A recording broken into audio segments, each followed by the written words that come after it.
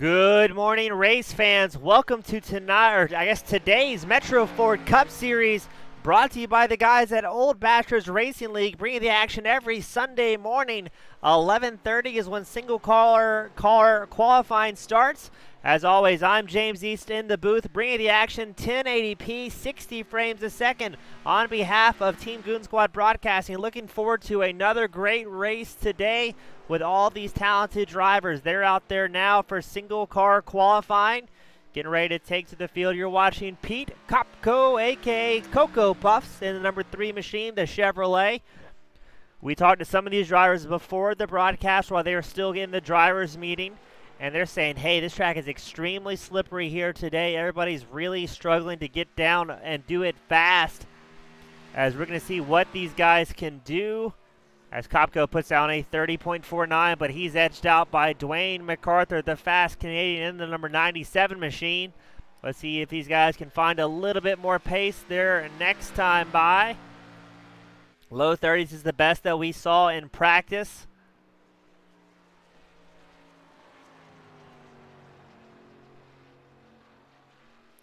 And let's see if Kopko can put down just a little bit better time, see if he can beat his last time of a 30.49. He does not with a 30.68. So Kopko will be starting fourth unless he gets edged out by some of the other competitors. Travis Rogers, he's up in front. He just got a little bit of a wall tap, so that may be enough to invalidate his lap.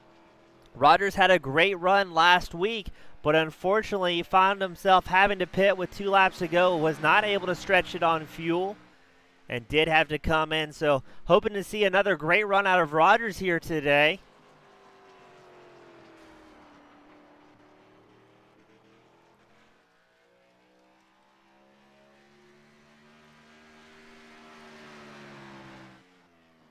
Last week was Atlanta Motor Speedway. Patrick Milligan was able to bring it home in the number 1 spot in his Ford Mustang. Did a great job with an average lap time of a 33.179. It was a very clean race. 17 lead changes, 7 different leaders around the 195 laps, and 0 cautions. Not sure if we're going to see the same here today, as it's been such a slippery track for these drivers. As we watch Travis Rogers make his way around, his first lap did not count. Let's see what he can do on his one and only flying lap that will be counted. And he may have had another incident, so I don't believe Rogers is going to get a qualifying time in the number 72. We'll watch him once more and see if he's able to, but his last lap was not scored. If you're new to iRacing or not quite sure what you're watching here today, these guys can receive incident points for things such as touching the wall, touching other cars, or going off track, and finally losing control of your racetrack also gives you incident points. If you get any incident points during your qualifying run, the iRacing will not count that lap, as we see Rogers having to go one more time around. I do not think he's going to unfortunately get a timed lap in the 72. We're watching Gary Kipfer in the number 68 going out for his qualifying.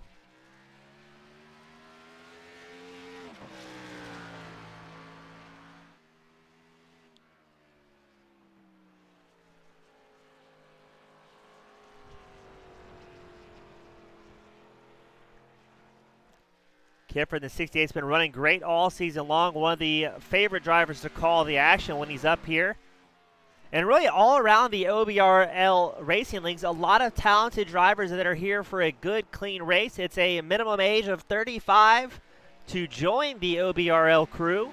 They've got a very, very good provisional system. So before you're allowed to run up front with the big dogs, you run a triple-digit number, and you are not allowed to qualify as a rookie here for the Metro Ford Cup Series. After a certain amount of races, you're allowed to go out and qualify full tilt and get back out there with the big dogs. As let's see, Kipper puts down a 31.02, good enough for 10th place. But the biggest thing these guys are looking for their racers is not necessarily spectacularly fast guys to run with, but like-minded individuals that want to go out and race clean every Sunday morning. And this is the premier series that OBRL runs. They run ARCA cars, they run trucks, and they run the Xfinity NASCAR machines as well. But right now you're watching the Cup drivers, the best of the best for the series. And let's see, Kipper able to get a little bit faster, drops down to a 30.68 and moves himself up to a provisional 7th. You've got Al Turner in the number 76 machine, going out for his first time laps.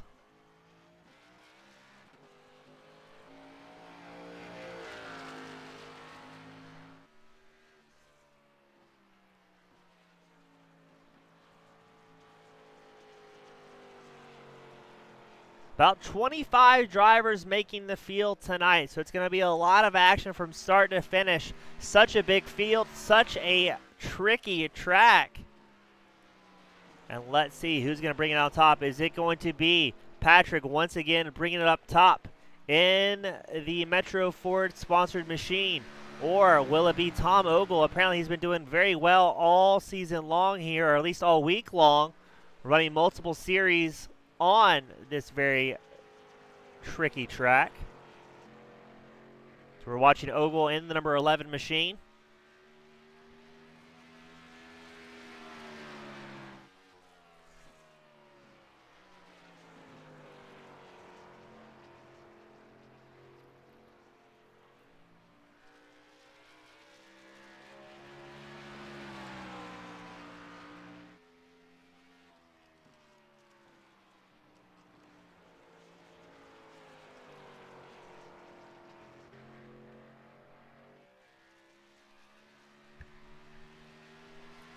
Ogle, see what he does his first time lap in the number 11.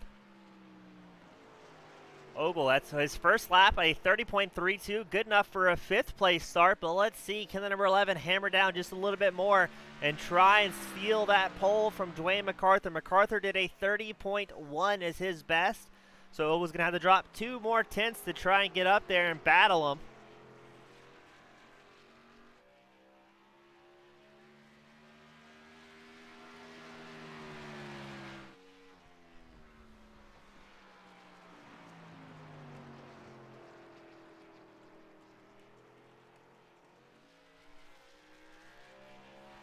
All eyes are on the number 11. Let's see what he can do here at New Hampshire.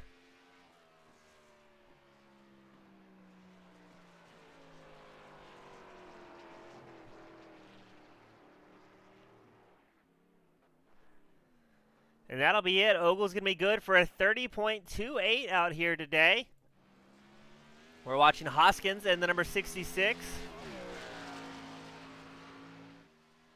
And some of our viewers at home may have noticed something slightly different in the top right of your corner instead of the usual Team Goon Squad logo that plays there. Today we're going to be racing in memory of Gary Corbett, the number 88 machine, a professional keyboardist and rock star in every sense of the word.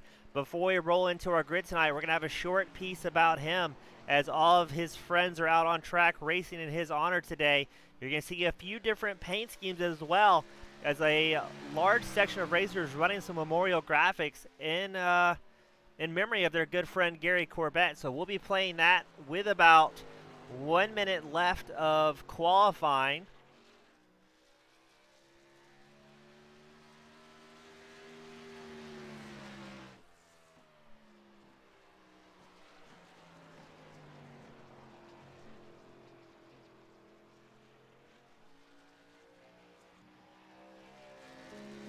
And tonight, we will be racing in memory of Gary Corbett. Once again, a rock star in every sense of the word. Gary was a touring keyboardist for Kiss, Cinderella, a very awarded songwriter and producer, you name it, and he's had his hands involved in it at some point. It could have been orchestral work, it could have been music for TV shows, he played big bands. He started touring all the way back in 1976, where he took to the road with New York punk rock singer Cherry Vanilla. That same year, Gary started hitting the road again with Ian Hunter, Mick Ronson. Now, Gary, he was a New York native. He grew up with the dream of being a rock star at an early age, and at just 4 years old, he began his piano lessons, and by age 10, he was already booking his first gigs, playing private parties. Gary unfortunately got stuck with cancer and picked up a love for sim racing. He always had the dream of racing some real life stuff. And the Old Bastards Racing League was the very first league that Gary ever joined. And after that, Gary didn't find a need to race anywhere else. up in the booth with me as well. I've got Steve Thompson, who wanted to say a couple of words before we send our racers out on track.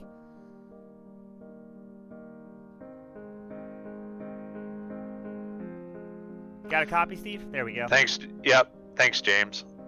We lost a friend, competitor, and OBRL member, Gary Corbett, this week after a short and courageous battle with an aggressive form of cancer. Gary joined the OBRL early in 2015 and raced with the OBRL with almost every week for the last 6 years. Gary won the truck championship in 2019, which Gary was prouder of winning that championship trophy as he was winning 2 Grammys for his music. Gary's memory will last forever in our heads and our hearts through his music. Gary's love for music stretched across all genres from rap to rock and classical to country. You'll be greatly missed, Gary. You are one of the most compassionate human beings I've ever been fortunate to know. Rest in peace, my friend. I miss you, man. Thanks, James.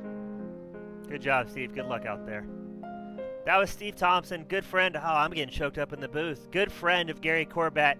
Corbett meant a lot to a whole lot of people and touched people all across the world who may not have realized it with his musical influence, and he will definitely not be forgotten here at the OBRL League.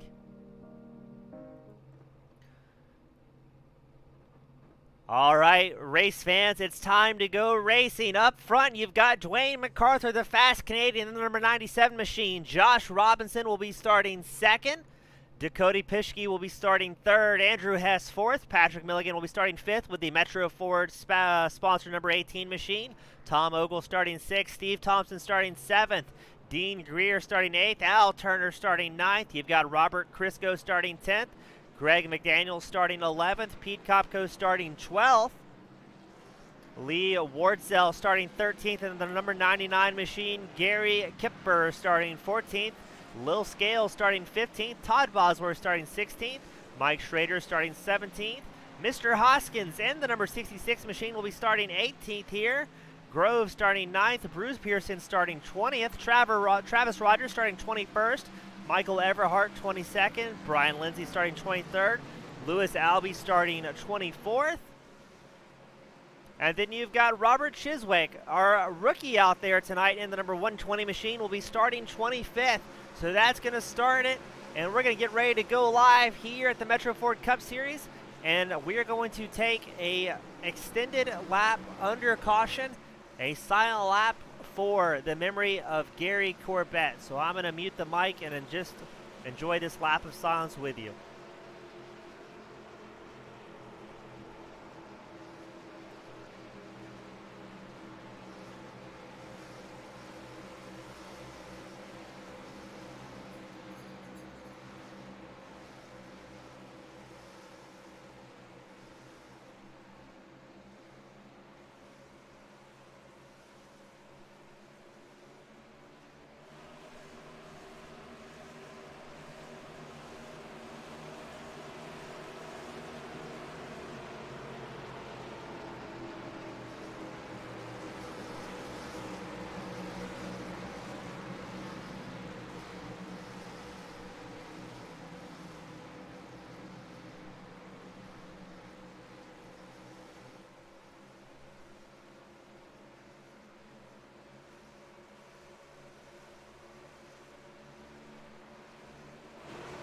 It is time to go live for the Metro Ford Cup Series here at the OBRL Racing League. It's Dwayne MacArthur out front, Josh Robinson on the high line. Let's see what these guys can do for a long race here at New Hampshire. 180 laps around the speedway. The very tricky, very loose, and very slick racetrack as Dwayne MacArthur and Josh Robinson going side by side down the back stretch into turn 3. And no one wanted to yield the position yet. Each of these drivers trying to get a lap led on their racer results sheet. The things that we look back as broadcasters and go, hey, keep an eye on this guy. He's led so many laps throughout the season. As Josh Robinson's going to take the lead away from Dwayne MacArthur in the number 97 machine. Behind them, you've got Tom Ogle. He's going side by side, and I believe there's craziness happening already. The first caution is out. Robert Crisco involved. Mike Schrader off track. Patrick Milligan off track. Bruce Pearson involved. Brian Lindsay. Well, let's take it to the Metro Ford sponsored slow motion replay.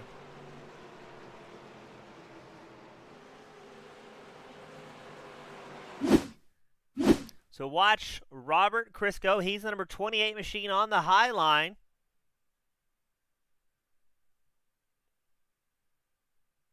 Let's see where this incident develops.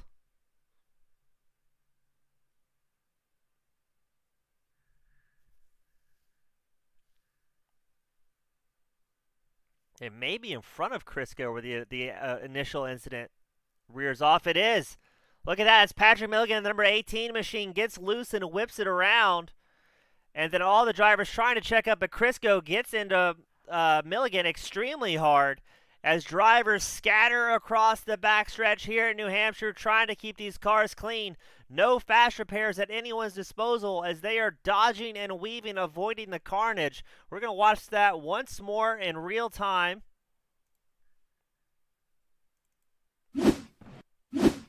And look, we're going to try and get eyes with Patrick Milligan. So watch the number 18. This is where the initial incident happens. I'm not quite sure the how or the where. Milligan just gets loose coming out of turn 2. Whips it around. He does everything right, locks it up, but man, carnage early on here for the Metro Ford Cup Series. Up front, it's still going to be Josh Robinson, Dwayne MacArthur, and that'll bring out our first caution of the night.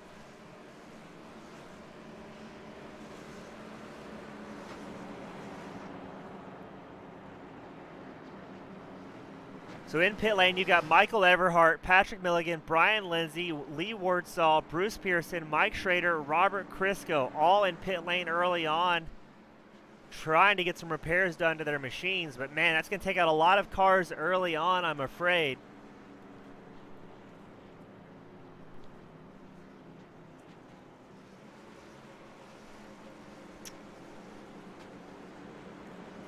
As we're going to re-rack them once more. Now, some of these drivers had to be careful as well. Even though they were not involved in the incident directly, they could have found themselves with damaged race machines. And with such a long format race as the OBRL guys run, just a little damage early on can really mess up your night. Because a lot of these guys are going to be out there just trying to get back out, salvage some points. As well as individual points, there's also the team points at play for the Metro Ford Cup Series and Manufacturing Cups, excuse me. Toyota currently leading the charge with 770 points. Chevrolet in second with 755 points. And Ford trying to catch up. They've got 695 points. As always, I'd like to thank Pete Kopko for putting together those points every week and giving us a play-by-play of what's developing. So we're going to re-rack them 2 wide and send them back out behind that iRacing Ford Mustang.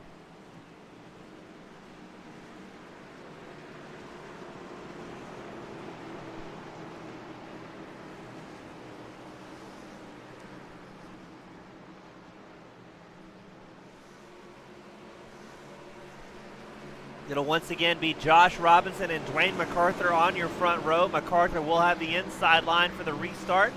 Robinson will be in that number 23 Toyota on the high side.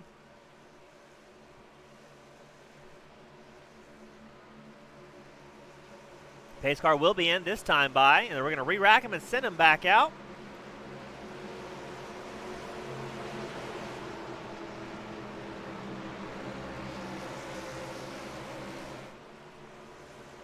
$19 drivers out of 25 still on the lead lap, and a whole lot of racing left to go.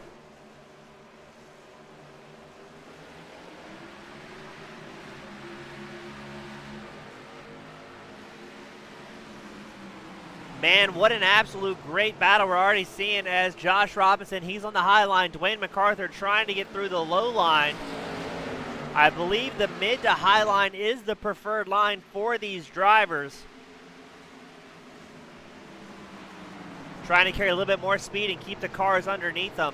We talked to Dwayne MacArthur before tonight's broadcast as well, and he let us know that Throttle control is going to be absolutely key out here. The track is hot. It's way hotter than the open races they ran out here, and he was betting as well that if there's going to be cautions, it's going to be early on into the night. So let's see, as the field's getting a little bit sorted, at least in the top 5, dropping down single file. Dwayne MacArthur all over the rear bumper of Josh Robinson.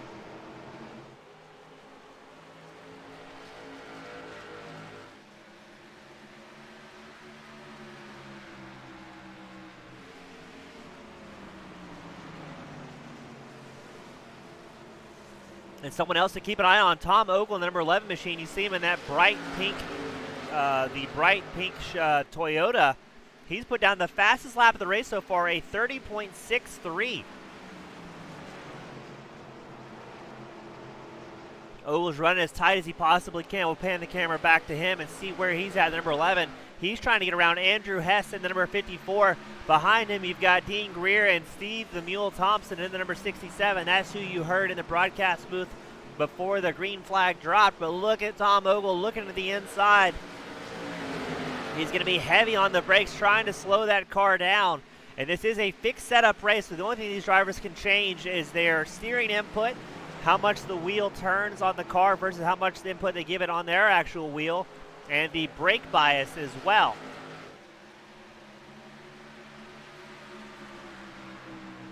So if these guys do get some good green flag runs, they'll be playing with that brake bias, trying to loosen up the car a little bit as they trail brake into turns 1 and 2 and 3 and 4. A very, very heavy braking track. Josh Robinson still holding on to it up front in the number 23 machine, but he's got company as Dwayne MacArthur dives to the inside, seeing if he can squeeze by. Both these guys being very, very careful on a track that's so hard to pass on.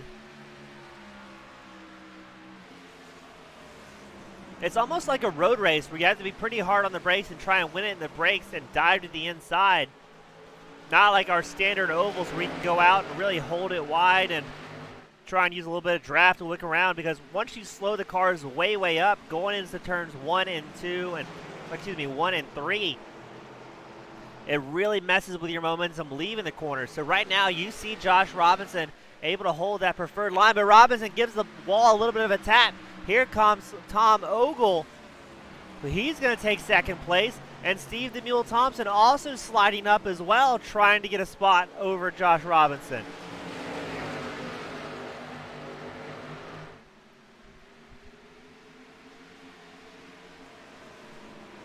Steve doing his best to get up there in the mix of it. But look at that, Tom Ogle doing whatever he can to try and take second place. Ogle pushes wide. That will allow Robinson back by, and it looks like he's going to slow down the run of Thompson just a little bit.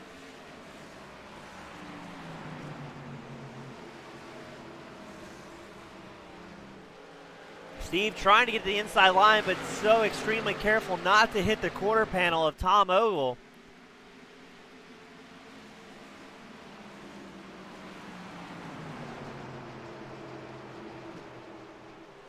Man, great racing all the way across this racetrack. You've also got Dean Greer. He's pushing the number 92 machine. He's trying to get by Andrew Hess, while Dakota Pischke follows close in line in the number 1 car. Brian Lindsay making his way out of pit lane in the number 24. Lindsay was involved in that earlier incident and just now getting his car back up to snuff.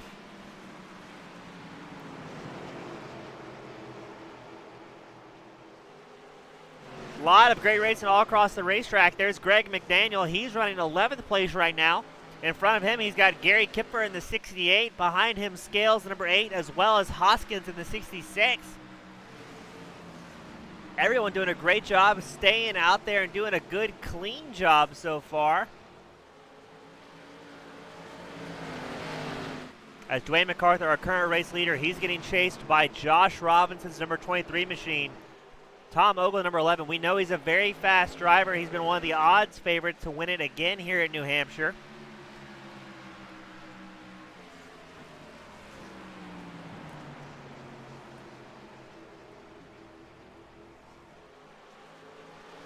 But Josh Robinson is doing a fantastic job. He's our current points leader, but only by a smidgen. a smidgen in broadcaster terms, is 2 points, as unfortunately the caution will fly again, and it's going to be another big one. Robert Chiswick involved, Todd Bosworth, Groves, Lindsay, Milligan also involved.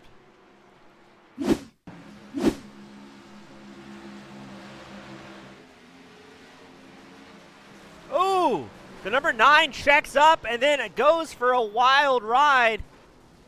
And it just goes from bad to worse for all of these guys. We're going to get our Metro Ford sponsored chopper cam.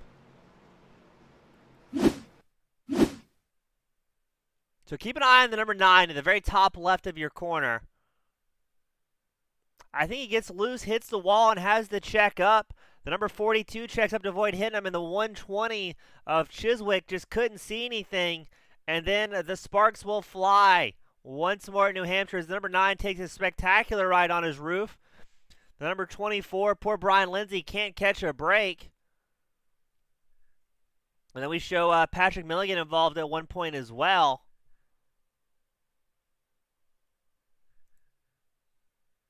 So Milligan, I think, may have checked up. We're going to back up the camera and just take a look here.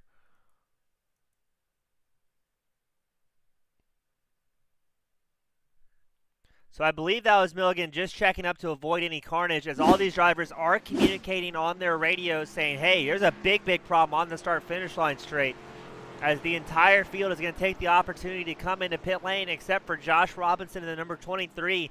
He's electing to stay out.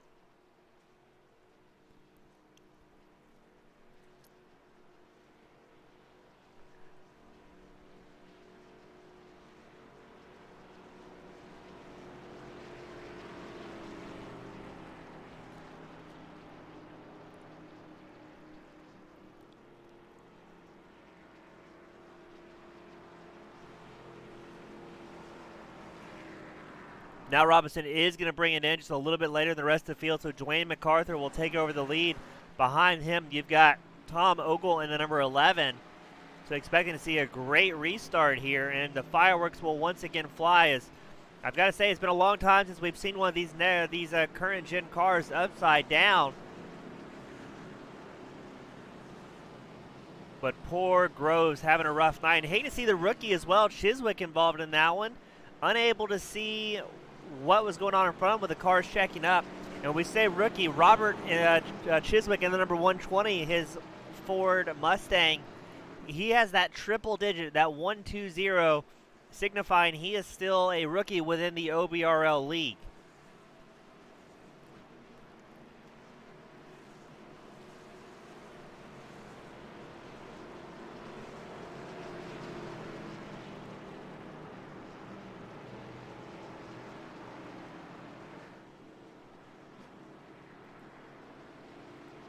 We're going to re-rack them once again. These guys still have a lot of racing left to go. 161 laps remaining at New Hampshire as the second caution has come out, and just carnage on the racetrack as cars are upside down, sideways, all sorts of out of shape.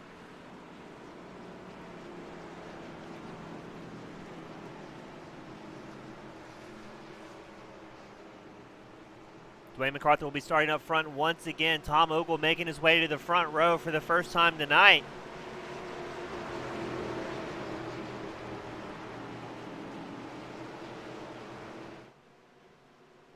Ogle finds himself in 5th place for the points championship, but only 33 points behind the leader, Josh Robinson, and 31 points behind Dwayne MacArthur. So not much separating these drivers out there as the season keeps chugging along.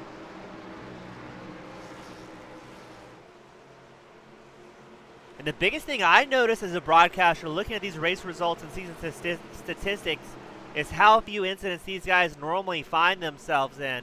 But here we go. Dwayne MacArthur will be on the inside. Tom Ogle on the outside, and then that bright pink White Claw sponsored machine. Tom Ogle gets a great launch. He's going to lead the pack into turn 1 and 2. Dwayne MacArthur, he's got Steve the Mule Thompson and Andrew Hess all over him coming out in the backstretch.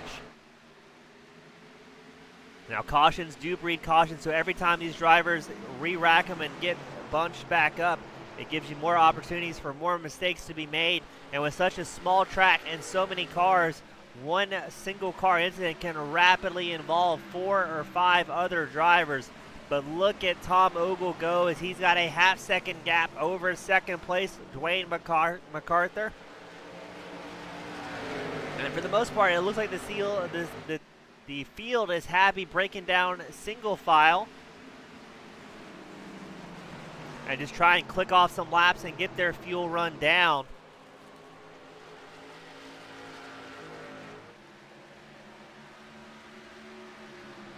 About 78 to 85 laps is the most these guys can go out there on a tank of gas. But if I was a betting man, I think you're going to see some guys come in before those gas tanks are completely empty just for a set of fresh Goodyears as Ogle puts down the fastest lap of the race with all that clean air around him. He drops a 30.25, so a quarter of a second faster of a lap than Dwayne MacArthur and Steve the Mule Thompson. They're going to get ready to start lap 25.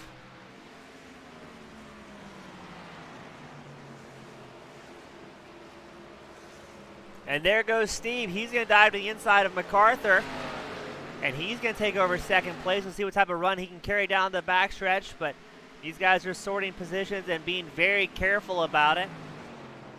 The OBRL Racing League, and especially the Metro Ford Cup Series, they've got a a maximum incident points per lap they expect out of their drivers before they find themselves receiving EOL. So that really forces the guys to focus on good, clean racecraft week in and week out.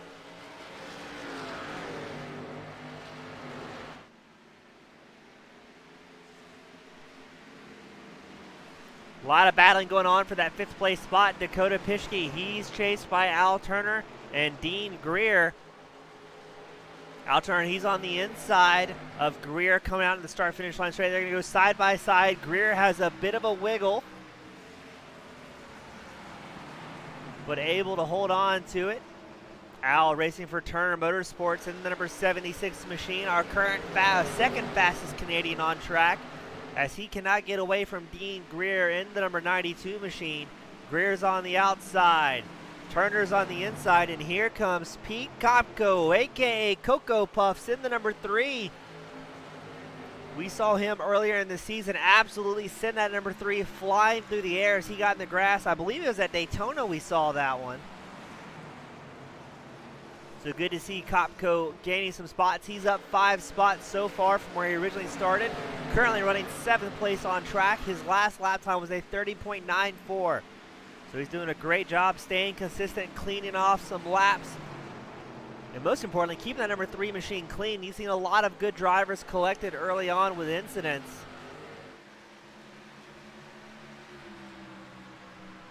Andrew Hess, the number 54 machine, currently finds himself in 4th place, exactly where he started.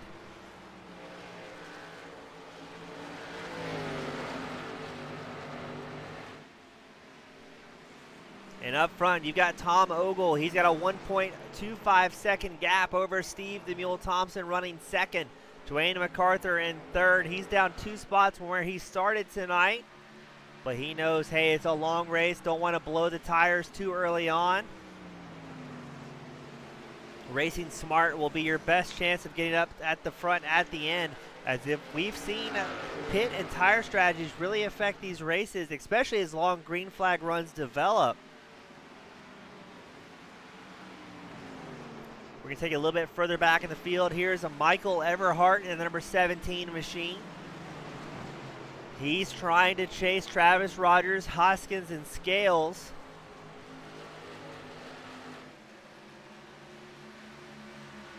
Rogers, he's chasing down Hoskins right now. Only about 0.3 seconds separates the number 72, the black and red painted Chevrolet. He's chasing down Hoskins in the bright green number 66 Ford Mustang. And here we go. He's going to give him maybe a little bit of a push there going into turn 3 and 4.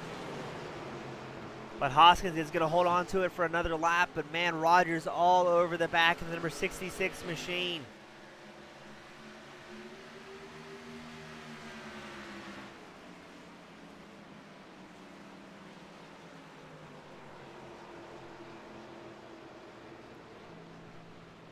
Everhart, he wants back in the mix of it as well. The number 17 pushing hard, trying to get a strong run off the 72.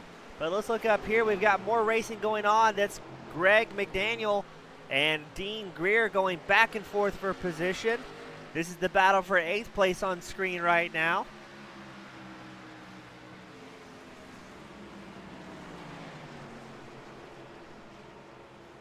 I've got to say, that's probably one of the best things I see here at the OBRL races and the Metro Ford Cup Series is great racing from front to back as all of these guys pushing hard.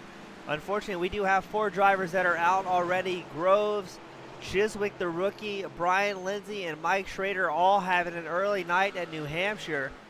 Involved in a couple of the big crashes we've seen early on, but so far we're doing a bit of a better job keeping it green and fast. As Tom Ogle checking out in the number 11 Toyota. He's got about a 1.4 second gap over second place Thompson.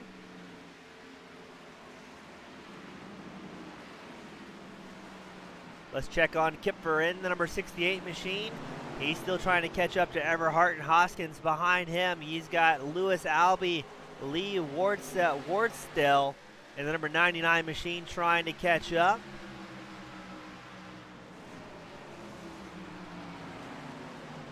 Everhart running to the inside of Hoskins. Can Everhart and the number 17 machine make it stick? They're going to go side by side down the backstretch. Neither driver wanting to yield. It looks like Hoskins has the little bit of a gap going into turns 3 and 4.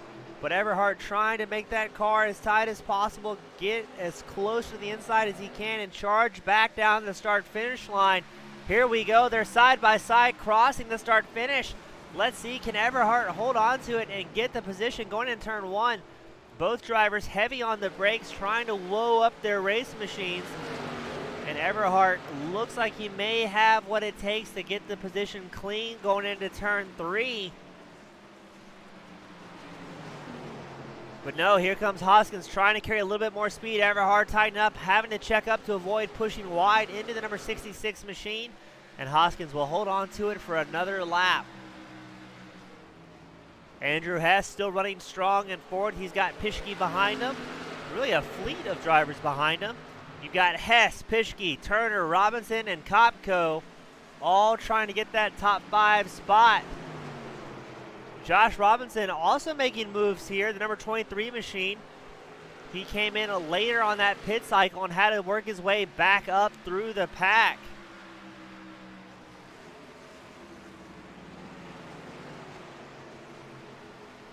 So keep an eye on that number 23 machine. He was shuffled towards the back on that last pit cycle under caution as the rest of the field came in before him. So he is charging back up through the field and making very clean and calculated passes. As now he's got Pischke and Hess in his sights. We'll see if the number 23 can keep charging. Up front though, you've got Tom Ogle in the number 11 charging hard and doing a great job. Still one of the fastest cars on racetrack, with the fastest lap of the race being a 30.25 delivered by Ogle. But now Ogle has to keep an eye out for lap traffic in his White Claw sponsored machine.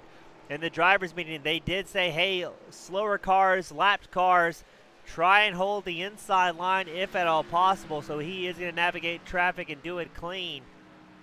As now he's going to catch up to Patrick Milligan, the number 18 machine.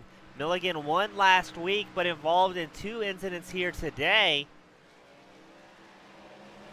Milligan is currently 4th in points. Again, he had that win at Atlanta. He also has wins at Charlotte, Atlanta again, and Homestead. So Milligan, somebody that's used to running up front. Unfortunate to see the number 18 machine marred by a stretch of bad luck here today. Ogle yields the inside, Ogle holds the high side line as Milligan yields the inside. And a great wide angle shot of New Hampshire lets you appreciate just how small this racetrack is and how different the driving style really is for these drivers. Steve Thompson, he's going to wiggle through lap traffic as well. He's got Patrick Milligan in front of him.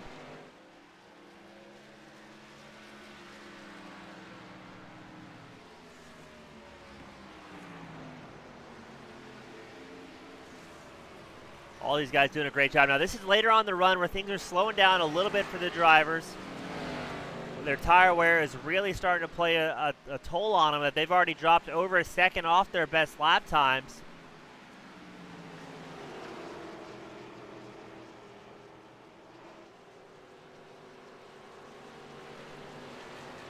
But we're going to let you take a lap here around New Hampshire with Pete Kopko, a.k.a. Cocoa Puffs, and let you listen to what it's like from these drivers' point of view.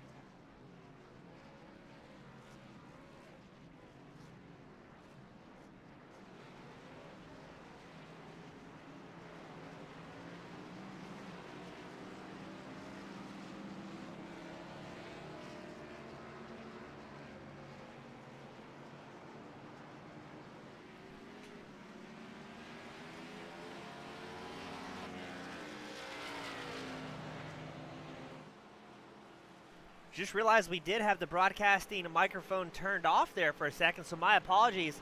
So two things to note. Pete Kopko, you can listen to him really focus on how much he's lifting on the throttle and being very, very consistent.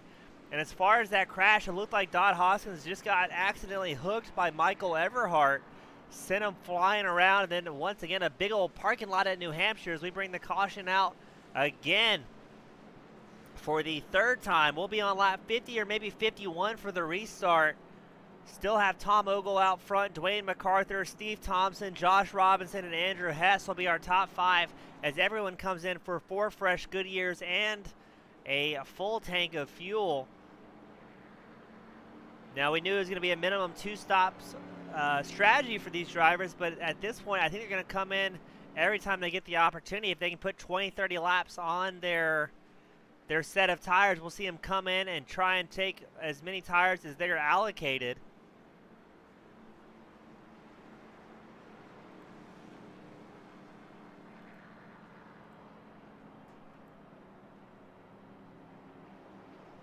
We're getting some good green flag runs here in New Hampshire. All things considered, these guys doing a great job navigating the very, very tough track. And we'll have 15 drivers on the lead lap here today as we get ready to re-rack them and send them back out.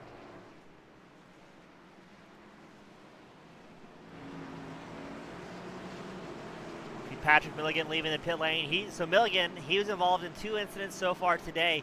He's going to use every yellow flag to his ability to come in, get that machine worked on, and get back out there with a hope of getting back out front towards the end. Now Milligan is about 2 laps down as it sits, trying to get back out front. But the biggest thing for him right now is getting that race car repaired, so if he can get on the lead lap, he can focus in on going fast to his full potential.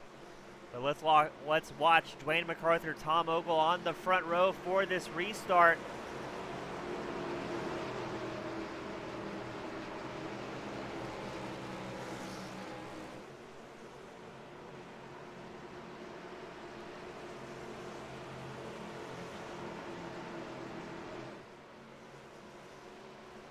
And green flag is out. Dwayne MacArthur on the inside, Tom Ogle on the outside. Ogle gets a little bit better launch there and gets a push from Josh Robinson at number 23, while MacArthur got a push from Steve Thompson, the number 67. There's traffic coming out on the pit lane. That's Lewis Albee. He's going to check up and wait for this field of drivers to make their way around, but Tom Ogle has regained the lead. Josh Robinson moves to second. Steve Thompson moves to third. And Dwayne MacArthur is going to get shuffled back from first to fourth on this restart. Josh Robinson going to try and catch Tom Ogle. Now Ogle's been getting great restarts all night long and getting a pretty comfortable gap. But now Josh Robinson's got a little bit of air in front of him. Steve Thompson, he wants to get up there in front as well in the number 67 Toyota Camry. And all of these guys up front in your top 5 are also top 5 in points. So everybody's battling for position on track as well as the season championship.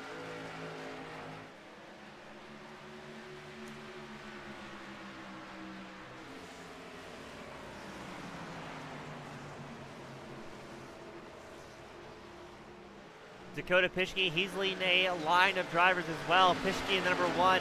Behind him, Andrew Hess. The number 54 machine, you've got Al Turner up in the mix as well. Pete Kopko. A lot of talented drivers we're used to seeing up front. Still jockeying for position. We're expecting these guys to be able to go about another 70 laps. So if they can run it green the whole time, you may see them come in around lap 120. And if they can make it to 120, they should be able to make it till the end on fuel with tire wear, tire wear, tire wear. That is what's on the forefront of these drivers' mind. I take it back. That might be the second thing they're thinking of. The first thing they're going to be thinking of is just holding on to it, as we've seen drivers lighten up those rear tires on corner exit.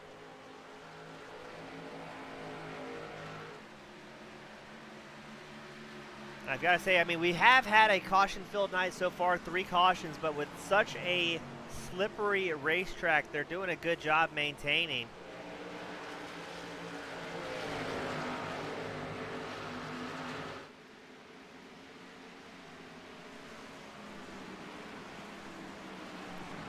Dakota Pischke trying to catch up to Dwayne MacArthur's number 97. Ahead of them, you've got Steve Thompson currently running 3rd.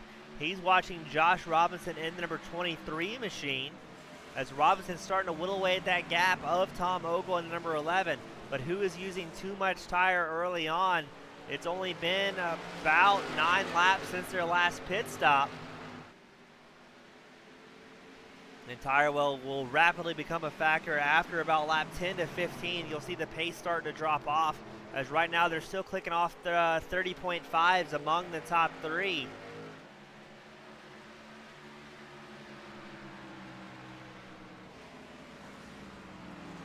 Ogle out front, Robinson 2nd, Thompson 3rd.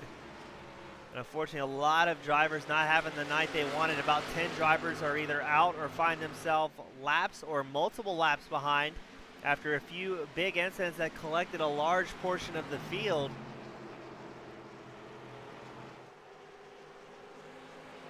And next week we go to Pocono, another tricky triangle as they call it, for the second time this season.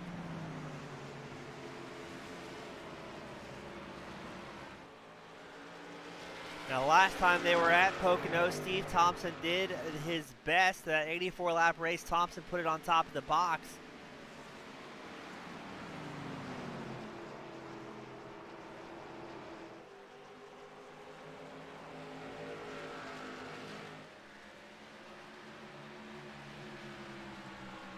And this is the one and only time these drivers will find themselves at New Hampshire for the race. So don't have any previous season statistics for this one as far as what they've done this season for the Metro Ford Cup Series. But right now, Tom Ogle feels very good out front. He put down a 30.8 his last time by compared to Robinson's 31 flat. Now, Steve the Mule Thompson, he's somebody to keep an eye on, that number 67. He did a 30.88, so just a little bit faster than Robinson that last time by.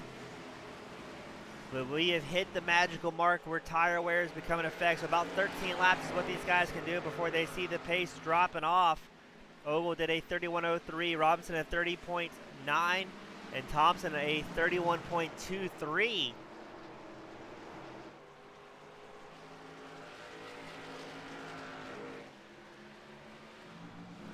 Still great battles across the racetrack. You're watching Gary Kipper in the number 68. Ahead of him, Travis Rogers in the number 72.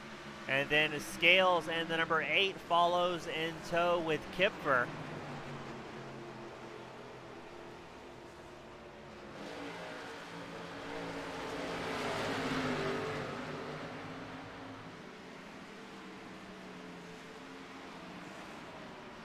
Kipfer finds himself 8th place in points right now.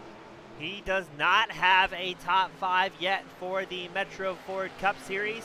He's got 4 top finishes, and he averages about a 14th place finish. So he is doing better than his normal, but here comes the number 92 charging hard. That's Dean Greer looking to the inside, not able to make it stick, has to back out of it. But well done to Kipper. He's running very, very well up here today.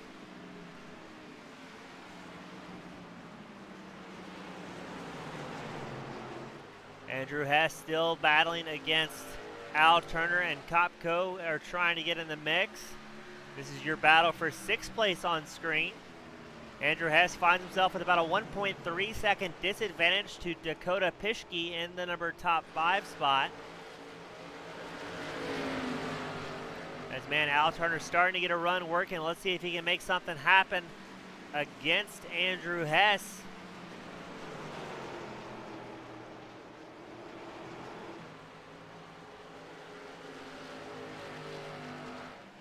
Man, great racing all across the board here at New Hampshire. There's been several cautions, I believe 3 cautions so far, but these guys doing a fantastic job running hard early on the run. But here comes Kopko, gets a little bit too much heat into turn 1, has to check up to avoid getting to the back of Al Turner, so that will slow down his momentum on the back stretch. So unfortunately, Kopko going to have to do it all over again to catch back up to Al Turner's number 76 machine. Old Cocoa Puffs in the number 3, the last-ditch racing team effort. Always a pleasure to see him out on track, and he does a great job keeping track of the Manufacturer Cup for all of our drivers and broadcasters alike. We couldn't do it without him. Speaking of people we couldn't do it without him, we'd like to thank Metro Ford for sponsoring the Cup Series all season long. They've got the biggest selection of mid-sized trucks available, at least in Chicago, we hear. And as always, Patrick Milligan can get you financed in one of their machines, so check them out, Metro Ford, bringing the action at emetroford.com.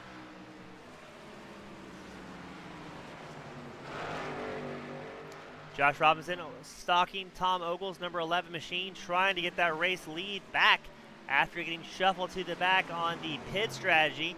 Their last time by, Ogle did a 31.39. Josh Robinson with a 31.39. So these guys almost identical lap times. Not sure if we're going to see any racing here or if they're going to take it easy and just click off some laps together.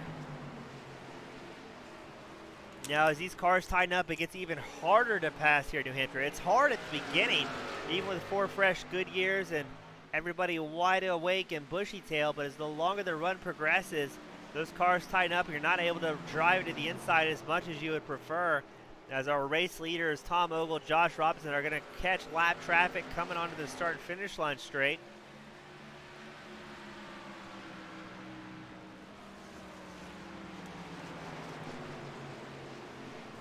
That is the number 28 of Robert Crisco trying to hold that inside line.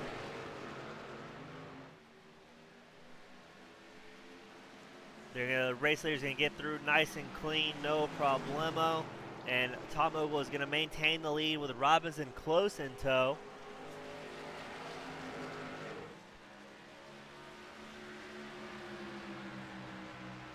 Not quite to the halfway mark here today. And a lot of driving left to go. All of these competitors came in on lap 47. We're expecting to see them come in around the lap 120 mark if we can keep it green. That is a long time on a set of tires if they're able to do it just on fuel stops. As they are falling off the pace, they're about 1.5 seconds slower than what they ran with their personal best of the race.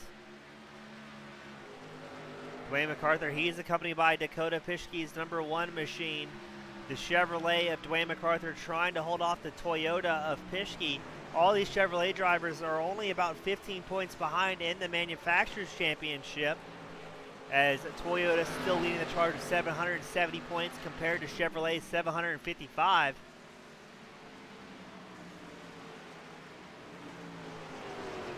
And there goes Pischke on the inside with the number 1. So now you're going to have Toyota from 1st to 4th on the scoring board. As Pischke going to try and get around MacArthur as quick as he can and put his head down and click off some laps, as once again lap traffic coming into play.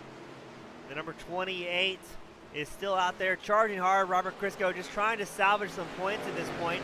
And Crisco's doing a fantastic job, as all the lap cars are, holding that inside line, allowing the race leaders to come on by.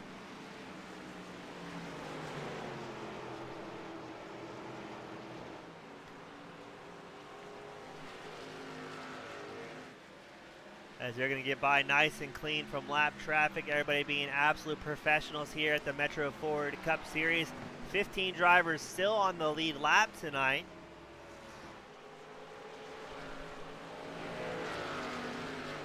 Tom Ogle has just ever so slightly extended that gap over Josh Robinson. Robinson finds himself at about a 0.4 second disadvantage.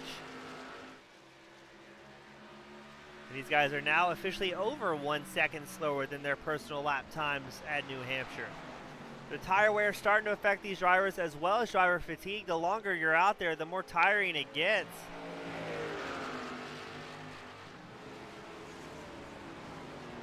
Watching Scales in the number 8 machine. He's fending off Greg McDaniel in the number 30. There he is, just in frame. It's amazing the speed difference you see among guys that have fresh-looking race cars compared to those that found themselves in heavy incidents. Some of these guys still out there with heavy damage.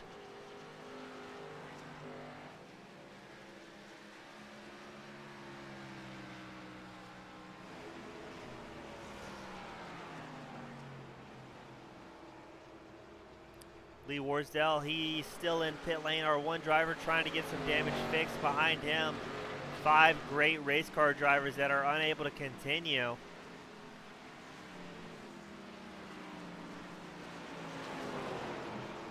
Greg McDaniel with Greg McDaniel Racing, he's chased by Dean Greer in the number 92 machine, so your battle for 12th on screen. McDaniel is down 1 spot from where he originally started, while Dean Greer is down 5. McDaniel currently in 12th, Greer in 13th. Behind them, they've got a pretty comfortable gap, about 6 to 7 seconds. Oh, we may have a caution coming out here, as Milligan had a couple of moments trying to go on to pit lane. Let's get a quick replay of that one for you.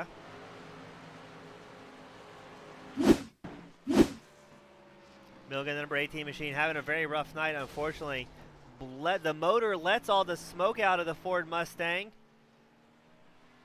but the caution will not come out as he got off the racetrack and limped it back to pit lane. But hate to see that for Milligan. He was an odds-on favorite, especially last week after Atlanta Motor Speedway's dominant performance. Lee Warsdale, he's coming out of pit lane after 17 minutes in the pits, getting some very, very big repairs done on his machine.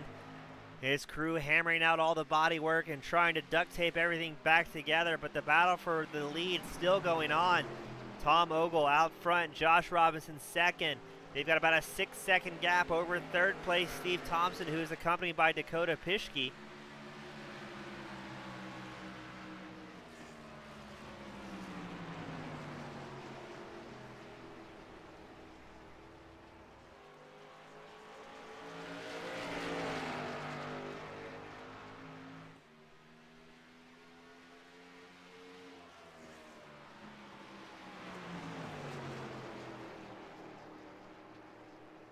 New Hampshire Motor Speedway, one of those very, very tight tracks. It's all asphalt, and granted, it's just a little over 1.05 miles.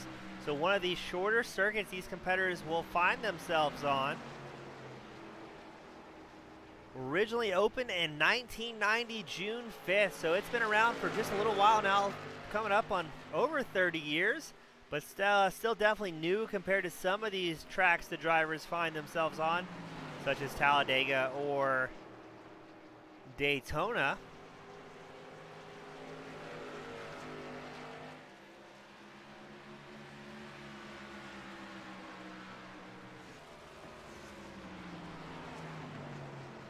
All these guys just clicking off laps, happy where they're at. Dwayne MacArthur finds himself in 7th place. He's got Kopko in front of him and the number 3 machine and Al Turner behind him. As I believe at this point, everybody's going to be pretty happy just clicking off laps, making something happen and trying to get their next fuel run, or waiting for the caution flag to fly, as 15 drivers still on the lead lap. So some of these guys able to carry the short run speed, but not able to conserve tires as well as some of their competitors. Steve Thompson, he got around Dakota Pischke. He will take over 3rd place, that podium spot from the number 1 of Pischke.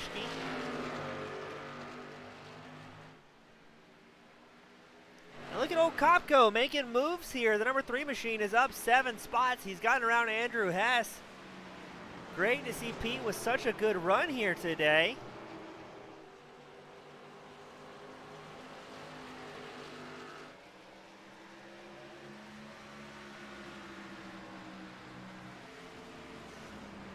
Old Cocoa Puffs, again, he is 4th in points. He's only got 1 top 5 here in the season so far.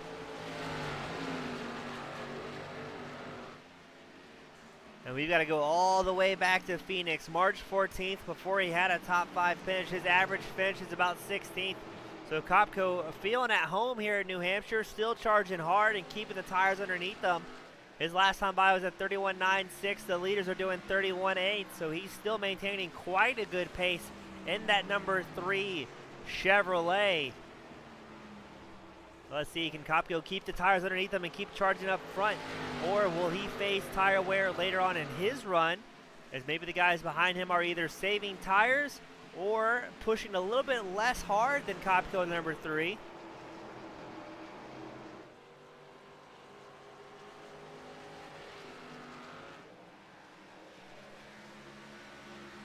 Andrew Hess, he's currently running right behind Kopko in the 6th place spot. Behind him, Dwayne MacArthur and Al Turner starting to move up to this pack just a little bit here. Tom Ogle still has a commanding lead over Josh Robinson. Ogle up front, Robinson 2nd, Steve Thompson, he's still running a comfortable 3rd. Now that these guys are 1.5 seconds off their pace, I'm not sure how much more tire wear fall off we're going to see on lap times based on tire wear, or if it'll be driver fatigue, getting a little bit tired. It just takes one missed brake mark going into turn 1 or turn 3 to really upset your run. as some of these guys are trail braking all the way through the corner, trying to tighten that car up. We said it earlier that they'll adjust that brake bias to help the car rotate into the corner. But Dwayne MacArthur, he's got Al Turner all over the back of his number 97 Chevrolet.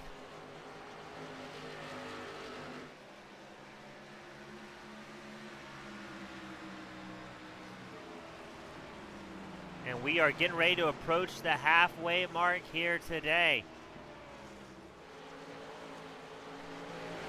Been about 40 laps since our last caution, so things are getting a little bit greener as the run progresses.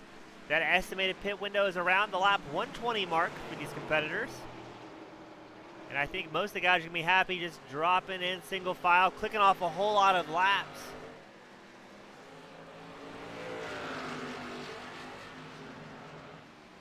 Let's talk about Tom Ogle, current race leader. He finds himself 5th in points. He's very consistently in the top 5, and he's got 2 wins so far this season. 1 at Kansas and 1 at Richmond. He was able to bring home a 4th at Atlanta last week. The week prior, Chicagoland 25th, where he had an early night, calling it early, we're afraid. So good to see Ogle back out there trying to score some much-needed points for his team Miata and a White Claw-sponsored number 11 Toyota. And the Toyota drivers have to be happy right now. They're running 1, 2, 3, and 4 here at New Hampshire. All these guys being very careful on who they're driving around. One of the benefits to running in a private league such as OBRL that has that minimum age requirement, as well as the very strict incident point limit that they allot these drivers,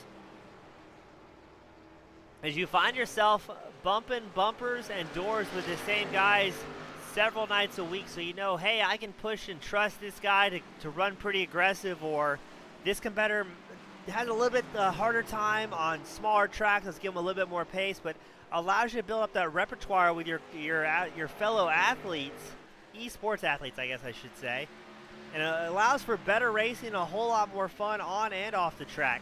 These guys race 3, 4, 5 times a week, and even when they're not racing on their off nights, they've got practices running on their off nights as well. So even when they're not racing, they're out here having a great time.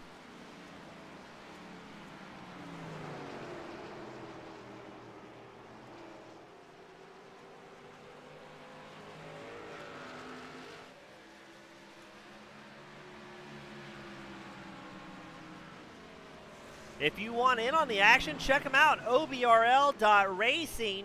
If you meet the minimum age requirement as well as the safety rating and incident point requirement, you can apply to join and race with the OBRL guys, and you can get that prestigious 3-digit number that means, hey, I'm a rookie out with these guys. Doesn't necessarily relate to your on-track ability, just how they view you until you get full-fledged membership. But check them out, obrl.racing. You can get on the action. They've got ARCA cars, they've got trucks, they've got Xfinity, and they've got the Metro Ford Cup Series every Sunday, covered by Team Goon Squad Broadcasting. Always a pleasure to be out here with these guys and call their racing, especially these green flag runs. Allows for some great strategy on and off the track. We've seen races here at the Metro Ford Cup Series won and lost with pit strategy, as Tom Ogle is going to come up on lap traffic. And just like that, the commentator's curse strikes again, and the caution comes out. Josh Robinson involved. I believe that was a single car incident. That was Bruce Pearson able to stay on the lead lap there. But let's get that Metro Ford sponsored slow motion replay. So Robinson, our current points leader in the number 23 machine. Let's see what happens to him.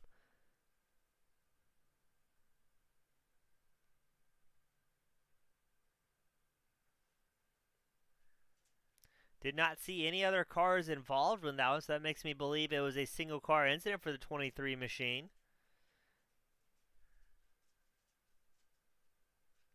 And yep, just a little bit loose.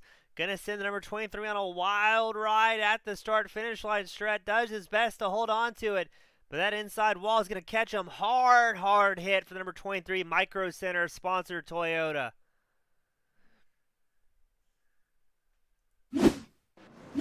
absolutely hate to see that for Robinson, our current points leader. And unfortunately, that hard hit may really give him some engine damage. He was only 2 points ahead of Dwayne MacArthur going into tonight's race, but that could really shake up the points as the entire field comes into pit lane to grab 4 fresh tires and a tank of gas. Tom Ogle still out front, Steve Thompson second, Dakota Pischke third. Kopko has moved up to 4th, and Andrew Hess has moved up to 5th.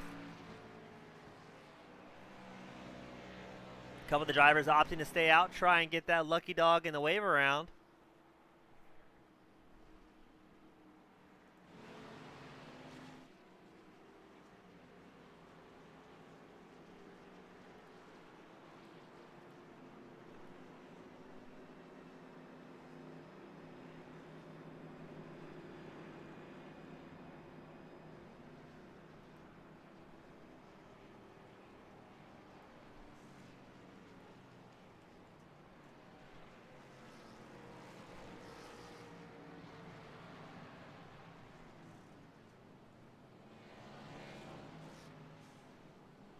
Man, a great run from Pete Kopko so far tonight. This would be his season best if he can finish right where he sits.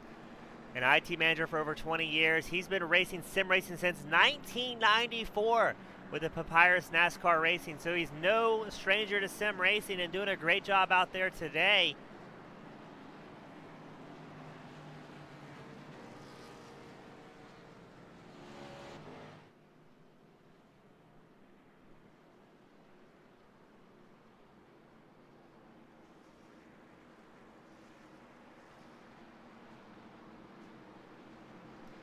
Now, Kopko runs the number 3. He is heavily influenced and has such loyalty, respect, and admiration for Dale Earnhardt Sr. He says one of the most memorable quotes that touched Kopko was, "You're going to see something you've probably never seen on Fox," and that was from Dale Earnhardt Sr., February 18th, 2001.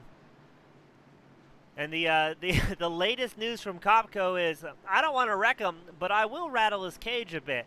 So looking forward to seeing Kopko out there today and see if he can improve and maybe get a season best here. But we're going to re-rack him 2 wide, about 10 rows deep. And it'll still be 15 drivers on the lead lap at New Hampshire.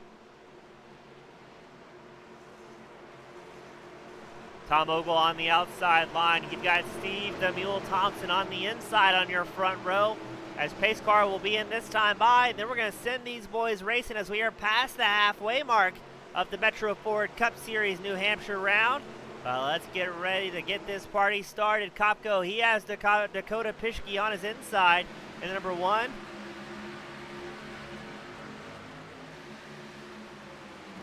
Oh, it's going to be a dicey turn 1 here today. Ogle gets a great launch. Thompson follows in tow. Kopko, he's on the outside line with Pischke on the inside. Let's see, can Kopko hold on to it going into 3 and 4? It looks like he will, at least for the moment, as the top 5 has gotten into single file. Everybody taking it very easy. Now with fresh tires, they're coming out after having a very tight race car. These drivers are going to have to be careful to avoid hitting the loud pedal too much, because next thing you know, you can find yourself sliding and spinning around, as we saw Robinson do earlier in the number 23 machine.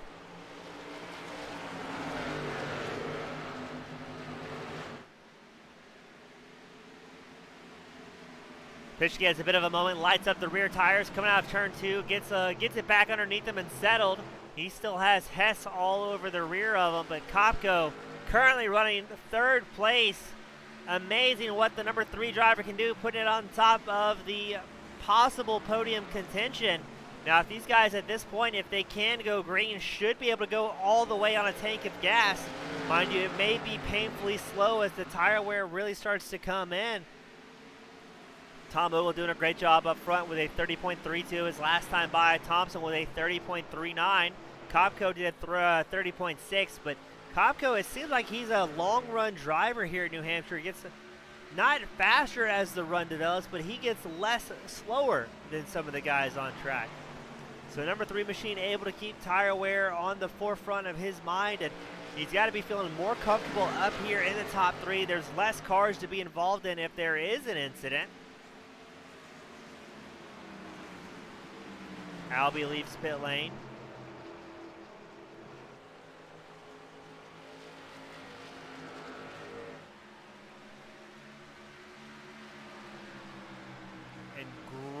great driving from all of these guys. Good to see these green flag runs develop. We got about 50 laps since our first caution.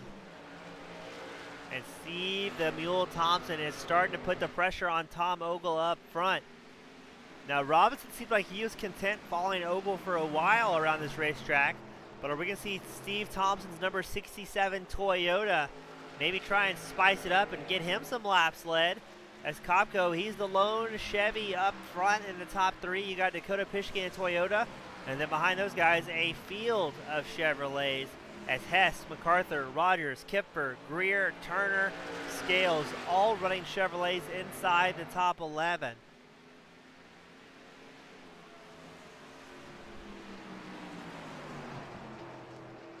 One of those fine games of who can push at the right moments and not use up all their tires.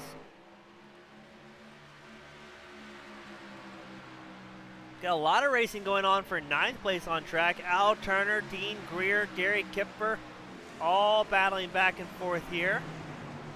As we see Al Turner trying to run up the inside of Kipfer's number 68 machine. Behind them, you've got Josh Robinson, Dean Greer still jockeying for position. Robinson involved in that hard hit, a single car incident. Hopefully not too much damage to the front of his number 23 Toyota. Because if so, you can find yourself overheating and blowing up, as we saw Patrick Milligan run into that same problem with his string of bad luck, getting tied up in a couple of incidents.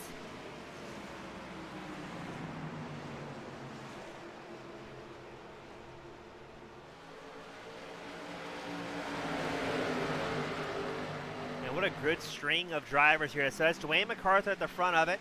Travis Rogers behind him. Kipfer, Turner, Robinson, Scales, Greer. This is 6th through 12th on your screen right now.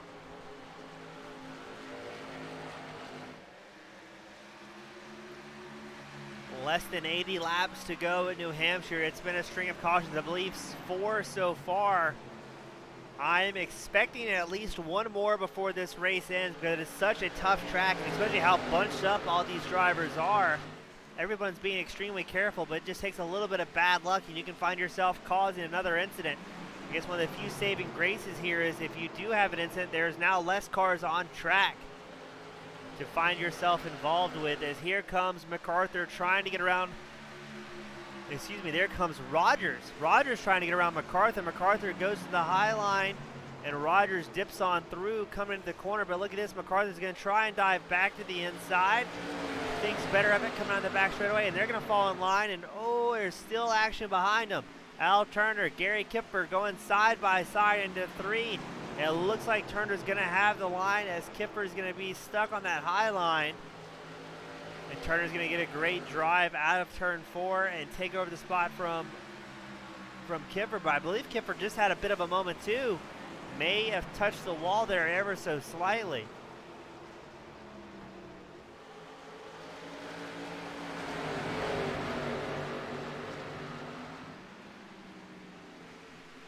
Kipfer, an Indiana local. He was born in Woodbine, Maryland. Doing a good job out there, hanging out with the guys and doing a fantastic job, as they're still side by side with Josh Robinson. Kipfer loses another spot to previous race leader and front runner Robinson. And you hear a little bit of micro stutter from some of these guys trying to get on the brakes. They're trying to get on the brakes as hard as they can without chirping those tires. If you hear tires squealing, that means you are leaving extra rubber on the racetrack, which is the last thing these guys want to do as we get these green flag runs going.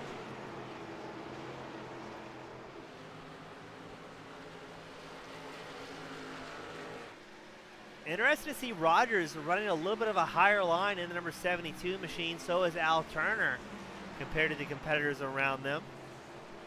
As here comes Josh Robinson, the number 23 machine. We know he's got front runner pace. Unfortunately, a single car incident sent him sliding all the way around. Let's see Robinson, though, currently sitting 8th. Let's see if he can charge back up to the front as things progress.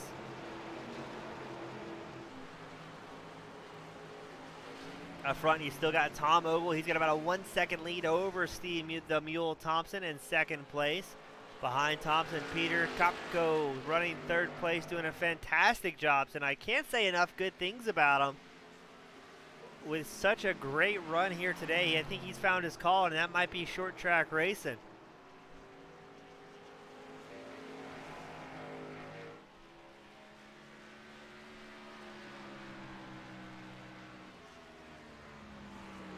I'd like to thank everybody that tunes in each and every week from across the world for the Metro Ford Cup Series. We couldn't do it without you guys.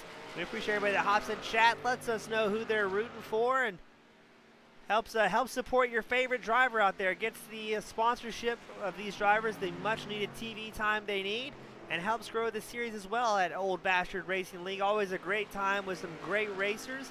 They have a lot of fun off and on the track, and it's always a pleasure to be up here in the booth with them.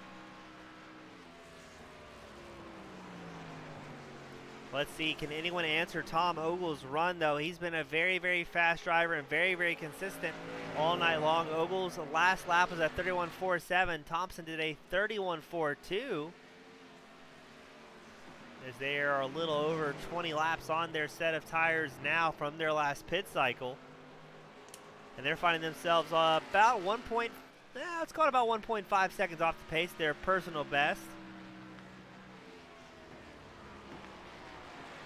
So around lap 15 to 20, you see the drivers really starting to fall off on pace. By lap 30, they're coming to a much slower pace than what they've ran previously.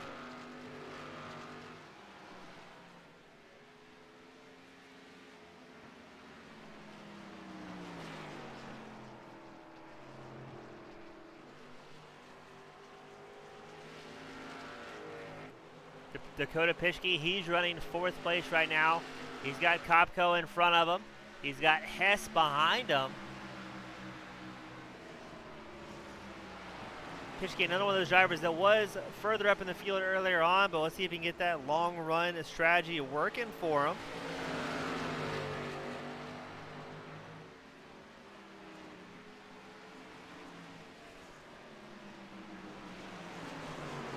As right now, Peter Kopko, he's got a little bit of company as Pischke's starting to push a little bit harder, putting the pressure on that number 3. This is your battle for 3rd on screen right now. You've got Kopko, who's up 9 spots from where he started. Pischke and Hess in tow, running 4th and 5th. They are both down 1 spot from where they started. But we know Pete in the number 3 machine has been able to keep those tires underneath them for longer runs and make some passes as things develop. But look at this.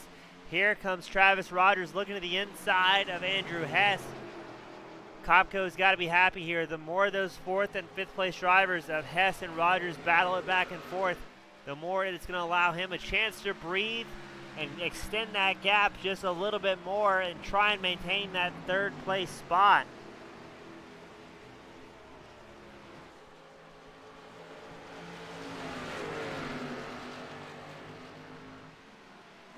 Dakota Pischke currently running out there in 4th place, trying to get around Kopko.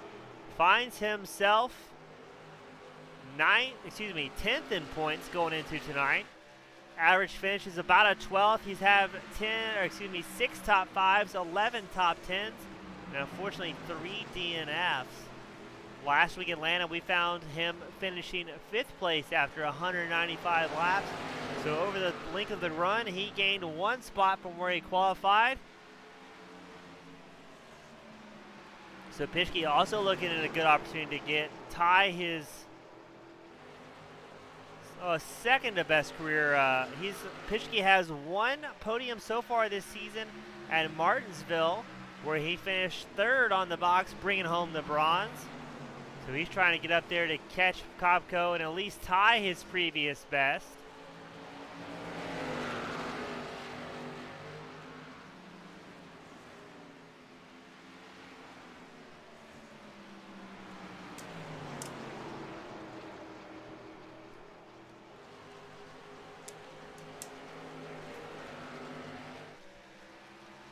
Kopko did a 31.54 his last time by. Let's see what it updates here. 31.56 compared to Pischke's 31.7 and Hess's 31.7. So Kopko able to get on the gas just a little bit better than the other drivers that last time. But again, Kopko has been very well at tire saving all night long. That's where we're finding him his fastest and moving up the most positions in the number 3 machine. 61 laps remain at New Hampshire, though. And anything can happen, as we've seen tonight. A lot of great drivers involved in big, big crashes.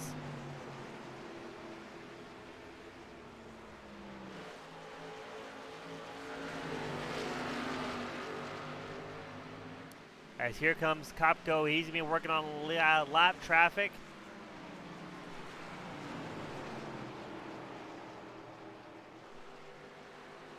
That's the number 99, Lee Warsdale. He's going to drop to the inside line. That poor race car is looking a little bit worse for wear out there. As Gary Kipper, he had a moment as well. He went off track. Let's get you a quick replay of that one. Oh, what happened there? So it looks like Kipfer got a little bit loose in his sliding. He's going to get a door check from Dwayne MacArthur's number 97 machine. He's going to go off track. We didn't no caution. So he may have been able to get good control of the car. Does a good job keeping it off of the racing service, but hate to see that for Gary. But it will avoid the caution coming out, so we're going to stay green here at New Hampshire as Kipper is going to find himself worked way, way back to 15th place and a lap down. Kopko, he's worked up to about 3/4 of a second lead over 4th place Dakota Pischke. Still finds himself about 2 seconds behind 2nd place Steve Thompson. But right now, that last time by Thompson in 2nd and Kopko in 3rd put down identical lap times. So did Pischke in 4th, all doing mid 31.8s.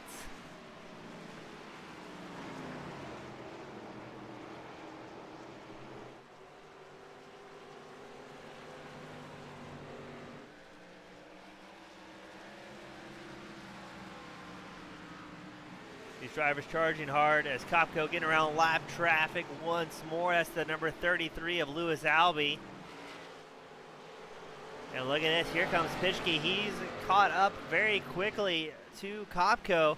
I believe Kopko working around that lap traffic, wanted to play it safe and didn't want to make any gutsy moves, but now Pischke able to get back in the mix of it, get closer and closer to the number 3 machine.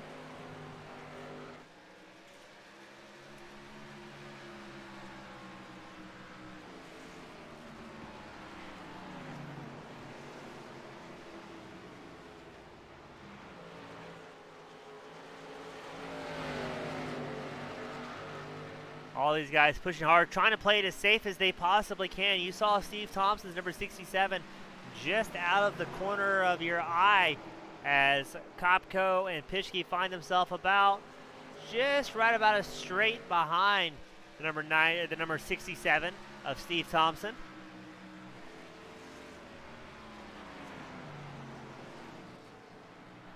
It is a good wide angle shot that lets you really see what the gap between 3rd and 4th is, as well as 2nd to 3rd. On screen right now is Kopko. He's getting chased by Pischke and Hess. Ahead of them going into turn 3. That is your race leader in the pink, Tom Ogle. Steve Thompson in the yellow, number 67. But it looks to me like this second pack of Kopko, Pischke, Hess able to start catching it just a little bit, as they are all running almost identical lap times in the top 5.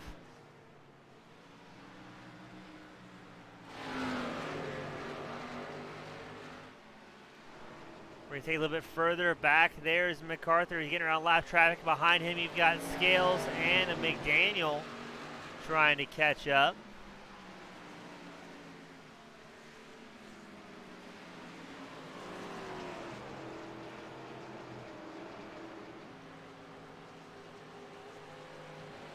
Still lots of laps left in racing. All these guys pitted on lap 93. They will probably not be able to make it till the end on fuel, I don't believe, from what we talked to the drivers beforehand. It'll be very, very close if they are. The estimated pit window for one of the drivers is laps 78 to 85 total laps. So let's see if these guys can stretch it out to the way, all the way, or with how the night's gone, we may see another caution come out that will give these guys ample opportunity to come in and grab tires and fuel for a final shootout.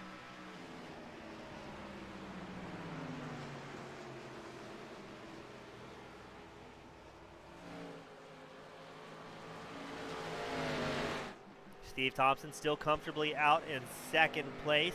He's got about a 2-second gap in front and behind him. He's 2 seconds down from Tom Ogle, our current race leader, and about 2 seconds ahead of Peter Kopko.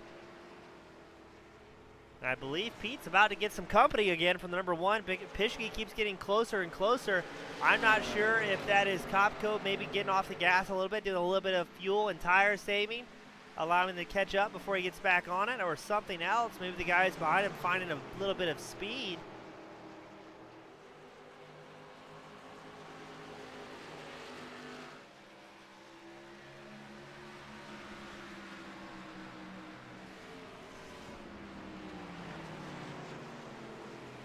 It's interesting, Steve Thompson, your current second place runner, he's had great luck at some of these shorter tracks. He's in, I guess more unique tracks is probably a good way to describe it.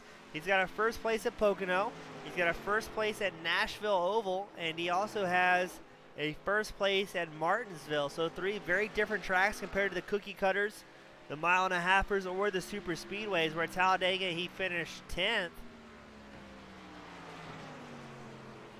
So it seems, though, the more of a driver track, the more Steve the Mule Thompson in the number 67 Toyota seems to really shine.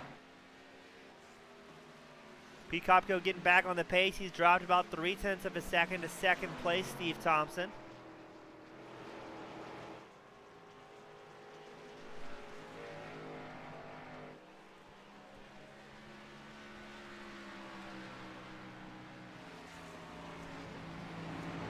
More drivers leaving pit lane. That's the number 99 machine of Lee Warsdale, that heavily damaged race machine.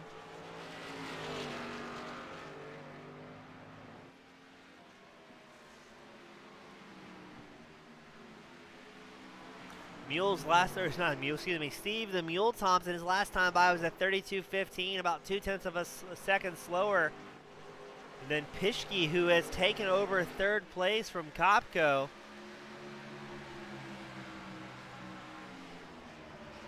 So let's see what Pischke can do now that he's got a little bit of clean air in front of him.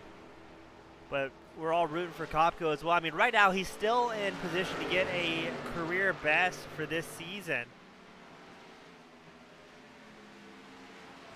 But less than 50 laps remaining. It's still anybody's guess what's going to happen as these guys are getting slower and slower as the run develops. Ogle with a 31.94 his last time by. Thompson did 32.15. They're getting faster now. Pischke puts on a 31.9, while Kopko and Hess put down 32 flats.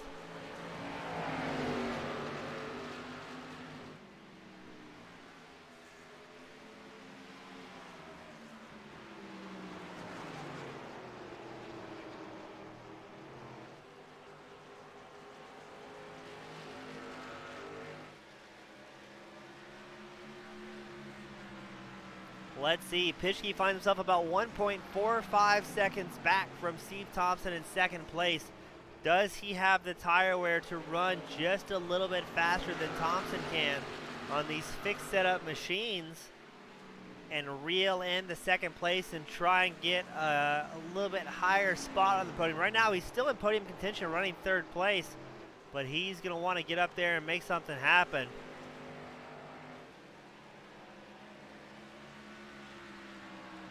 He finished 3rd at Martinsville for a career best so far this season. He finds himself averaging about a 12th place finish.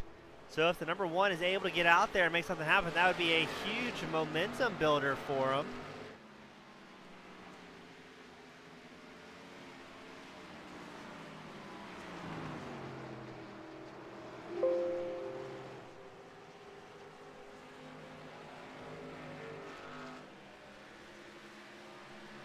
Pischke likes to joke that he had dark hair when he first started racing with OBRL.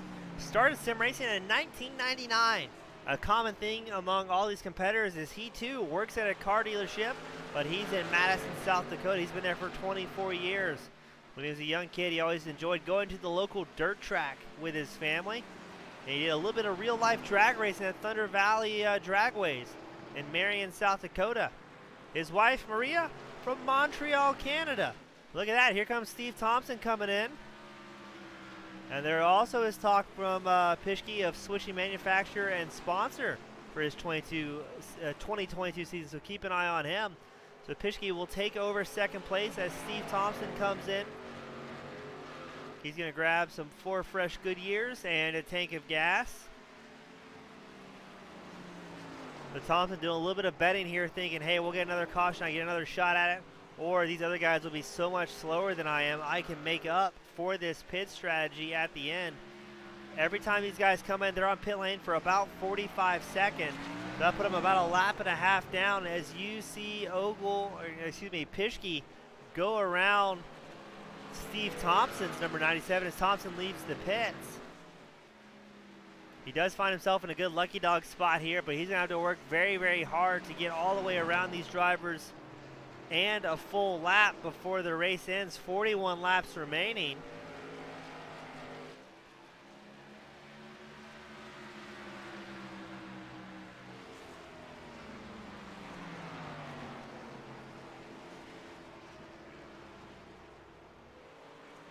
Steve Thompson gets his lap back around Dakota Pischke. Pischke's last time by was at 31.89 compared to Tom Ogle's 31.81. And let's not forget Ogle, who's still out front and charging hard in the number 11 Toyota. He's got about a 4-second gap over second place Dakota Pischke. And look at that, here comes Pete Kopko coming into pit lane as well. So Andrew Hess will take over that third position in the number 54 machine.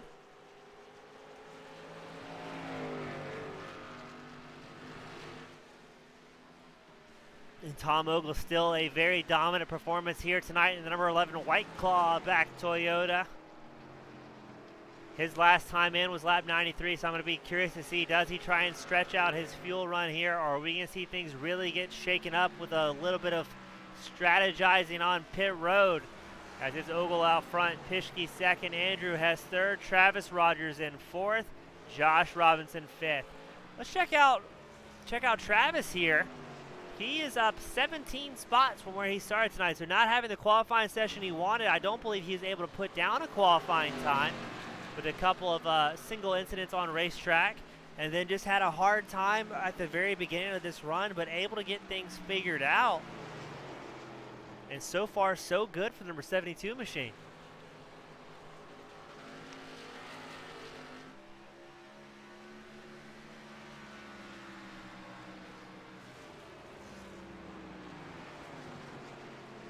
Now last week, Rogers had a fantastic run. He was comfortably in the lead before he found himself realizing, oh no, I am not going to have enough gas to bring it in on the number 72 machine.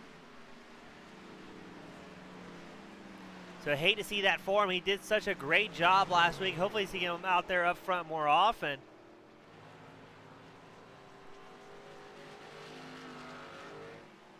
As Rogers, he has the pace. He's qualified on the top spot in pole 2 separate times this season.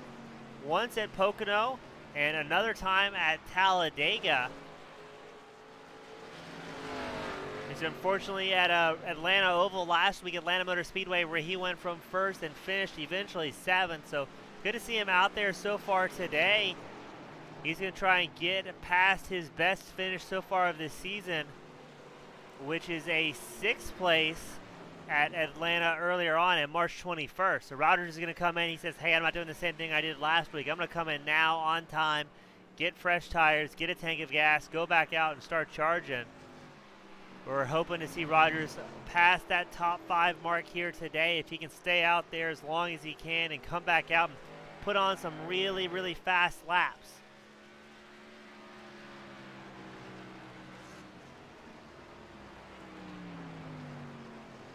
For the most part, everyone inside your top 10 has not come in since lap 93, except for Steve the Mule Thompson. We saw him come in on lap 138 for a fresh set of Goodyears.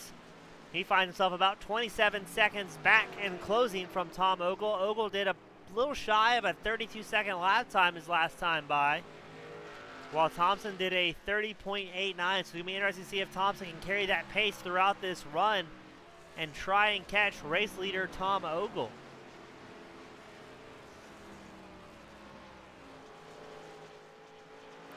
Bruce Pearson, he's going to bring it into pit lane as well for his, what we plan on being final pit stop of the night. We know anything can get shaken up here at New Hampshire, But once we got those first few cautions out of the way, the racing got very green very quickly. These guys are putting on some good green flag runs. We're about 55 laps since our last pit stop from Tom Ogle. And he clicks off at 31.88 his last time by.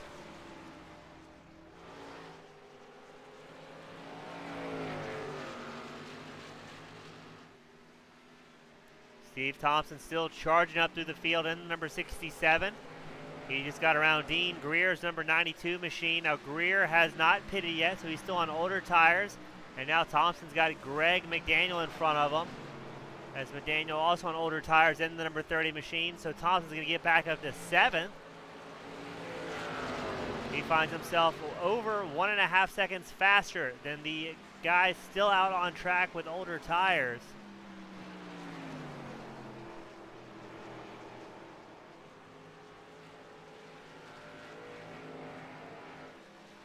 Now Thompson doing a great job. He's putting down some pretty quick lap times right now, but you got to remember it's an average game. He's got 31 laps remaining. So while yes, he can carry a much faster pace than some of the lead drivers right now, he's got to be careful to avoid burning up those tires too early on the run, avoid getting excited, and just keep clicking them off and counting on his strategy to pay off towards the end, because if he cooks too early now, he will not have the pace at the end of this tire run.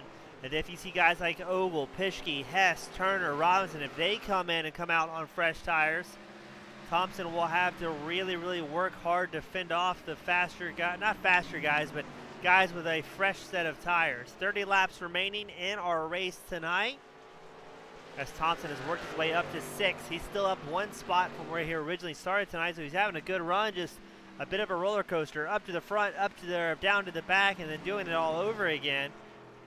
So now Thompson's going to try and whittle away that 5.5 second gap that Josh Robinson in 5th place currently holds over the mule Thompson.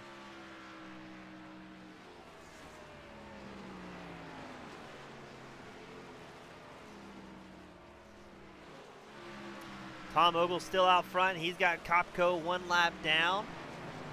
Kopko came in on lap 141 compared to Ogle not pitting yet. So Kopko is going to wiggle around our race leader, get back on the lead lap in the number 3 machine. Number 3 has a fair amount of damage on the back of it. It's got to be affecting his aero.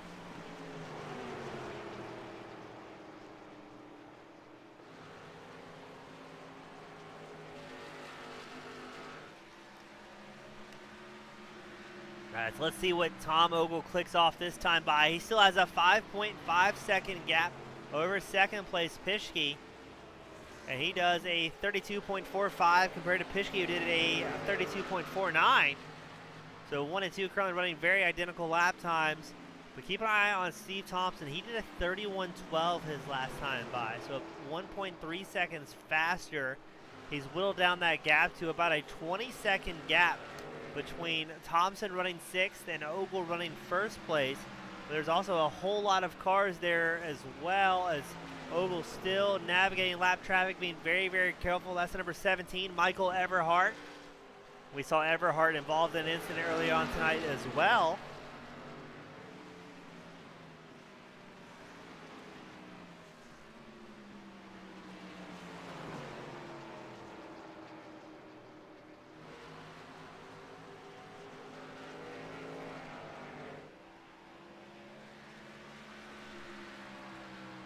Ogle just clicking off lap times. He was a little bit faster than Pischke was his last time by about 0.4 of a second.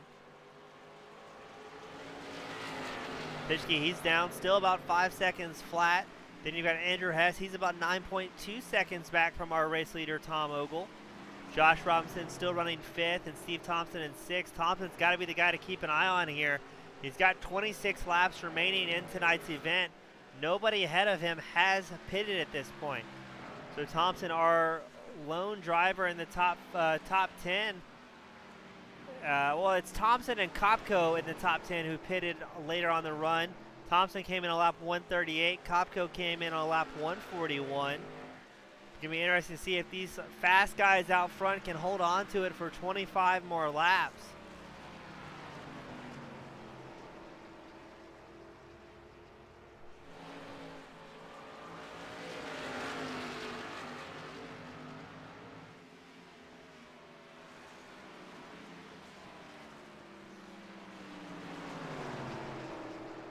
Thompson having to very carefully navigate traffic. That's Josh Robinson, the number 23 machine. So Thompson will take over the 5th place spot. Those tires really starting to pay out for him. As Thompson's going to be driving very, very hard. His last time by was at 31.3 compared to the race leader who did a 31.95. So 0.6 of a second. He still finds himself 17 seconds back with 23 laps to go. Something will have to change for Thompson to make his way back up to the front.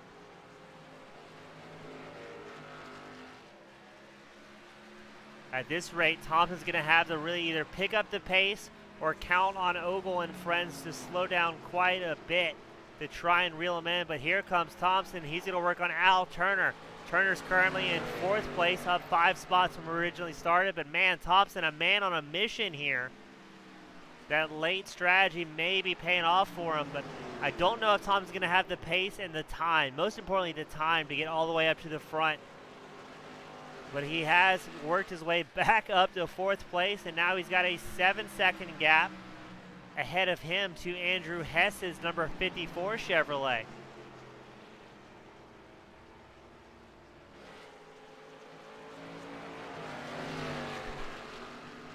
At this current rate, Thompson does not have the pace to catch Tom Ogle in the number 11 with that 16-second gap. It would take him about 32 laps if lap time stayed glued exactly where they are. But he may be able to get himself in podium position as he was about a second a lap faster than everyone ahead of him that last time by. Ogle with a 32.47 compared to Thompson with a 31.55. So he is gaining about a second of a lap. If he can keep that pace right there, it does look likely he can get to the end. It's going to be 20 laps to go, 19 to go once he crosses the line.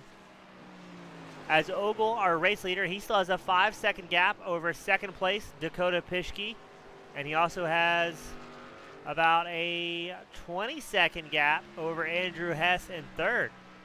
Steve Thompson charging hard. He's got about a 4.8-second gap to 3rd place Andrew Hess in the number 54 Chevrolet. And he's finding himself consistently almost a second of a lap faster than everyone in front of him.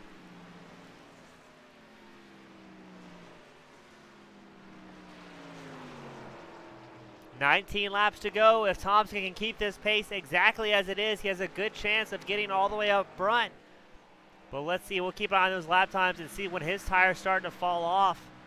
He's been out there for about 25 laps on his set of tires. I think Ogle has picked up the pace just a little bit. Ogle does a 31.96 his last time by. Thompson with a 31.92. So Ogle, we know those guys have been keeping a little bit in reserve, especially as the race comes to a close, 18 laps to go. They want to keep a little bit of tires underneath them for that final stint if need be.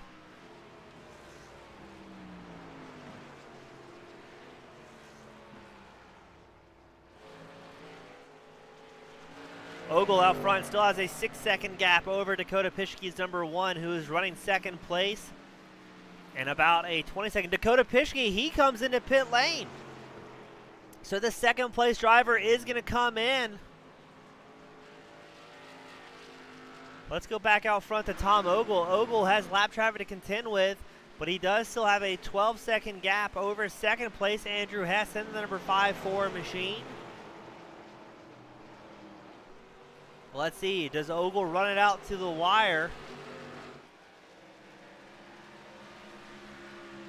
Or we're going to see a very late pit entry from the number 11. I mean, judging from the calculation we did earlier on today, he should be fine. Andrew Hess, 2nd place driver, he comes into pit lane.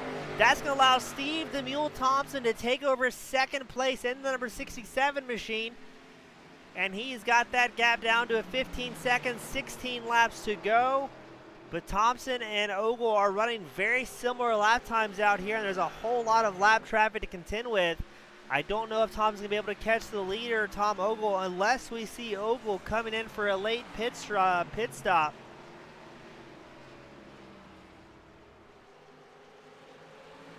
Six drivers as it sits on the lead lap, but nobody knows, are we going to see Ogle, Al Turner, or Josh Robinson come into pit lane These guys have not pitted since lap 93. They've got 15 laps to go.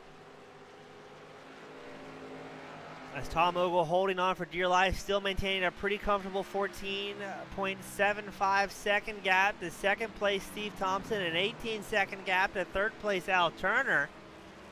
Turner, again, he has not pitted since lap 93 as well, so I'm not sure if these guys are going to be able to hold it out all the way to the end and make it on that strategy, or if we're going to see some late pit cycles like we did with Rogers last week in the number 72 machine and cost some people a race win here.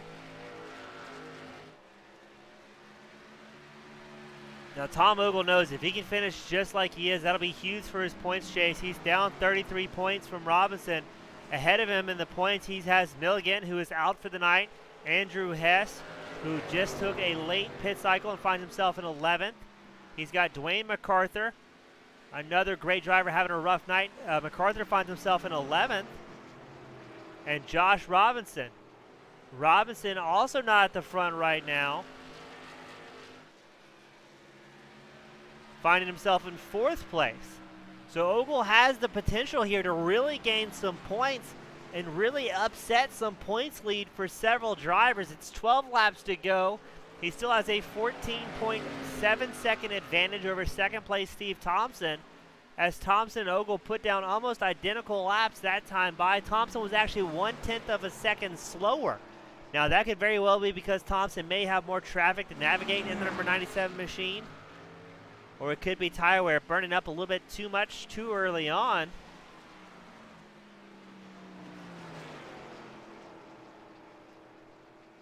Behind Thompson, Al Turner, number 76 machine. Turner, again, one of those drivers that has not pitted since lap 93. A few of those guys did get nervous and decided to come in. But let's see if Turner can hold on to it. He's got about a one second gap over Josh Robinson. Robinson has also not pitted since lap 93.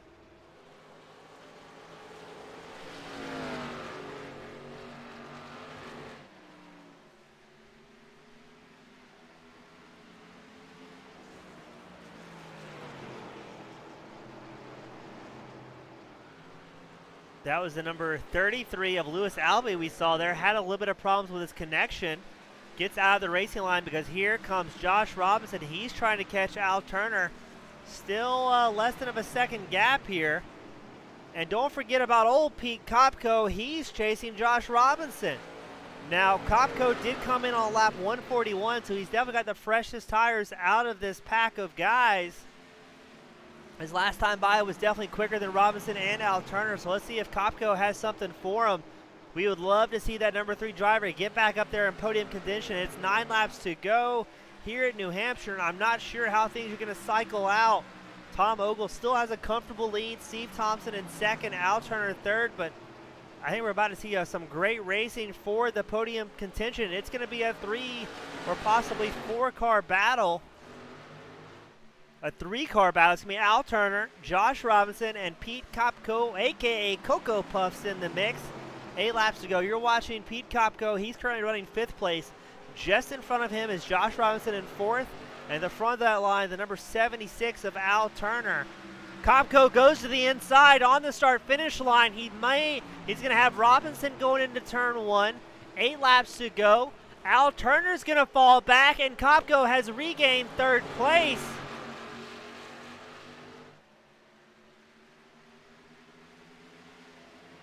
So Kopko going to drive the wheels off the number 3. He's looking for a career best finish here. He's got a 7-second disadvantage to Steve the Mule Thompson, who also came in late in the run. He came in at lap 138.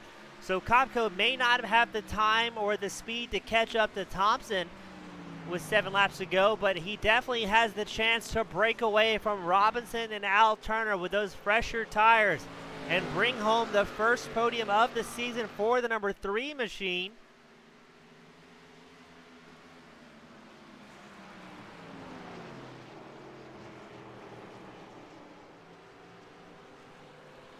Pete's currently 14th in points again. He's only got 1 top 5 this season, where he got a 5th place at Phoenix. But man, if the number 3 can bring it on the podium here today, that would be spectacular for him.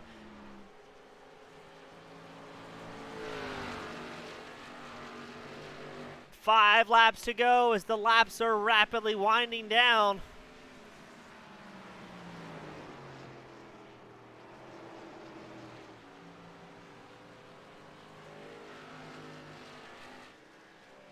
Can Pete Kopko hold on to it? He's extended his gap to Josh Robinson to 1.4 seconds, and it appears to be growing. So, Pete, it is your time to shine, my friend, in the number 3.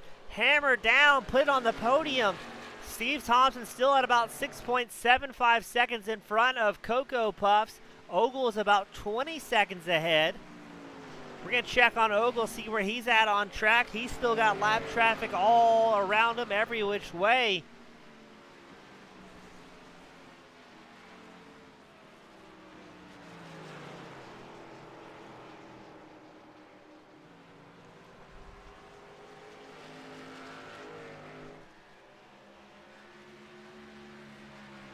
Three laps to go. Tom Ogle, our current race leader, he's got a 13-second gap over second place Steve Thompson.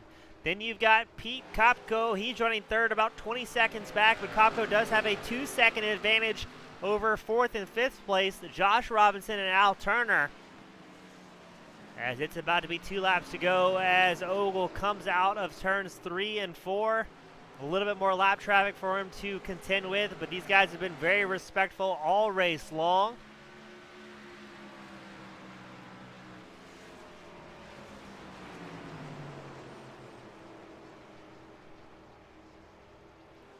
That is the number 33 machine, Lewis Albee.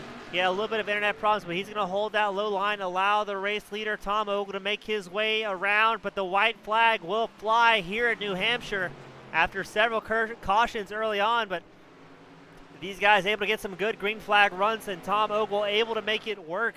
Not coming in since lap 93, able to stretch it out. The white flag flies. It'll be checkers this time by, as Tom Ogle with a commanding lead on the rest of the field.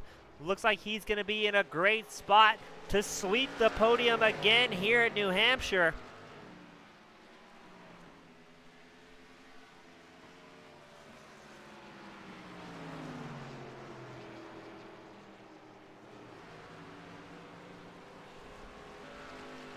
And Tom Ogle will take the checkers for the final lap in New Hampshire, bringing it home on top of the box. Well done to Ogle. You've got Steve Thompson. He's got a whole lot of traffic ahead and behind him. He's going to cruise nice and easy to take that second place spot. But ladies and gentlemen, put your hands together. Pete Kopko, a.k.a. Cocoa Puffs, bringing home his first podium finish here at the Metro Ford Cup Series.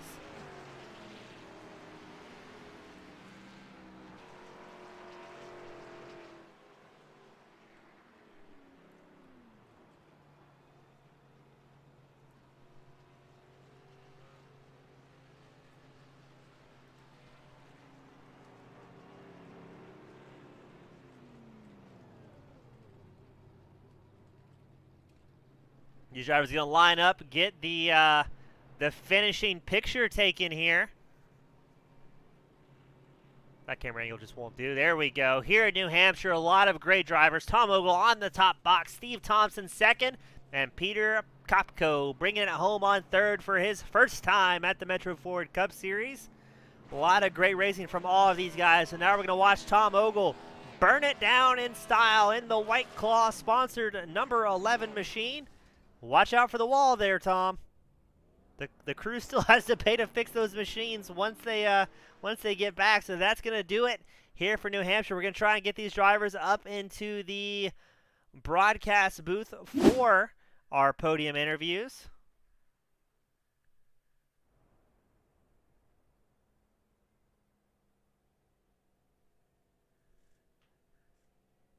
Great run from all of our guys here at the Old Bastards Racing League Metro Ford Cup Series every Sunday morning. Check them out at oldbastardsracing.com or obrl.race if that's a little bit easier for you to remember, or type it on your cell phones.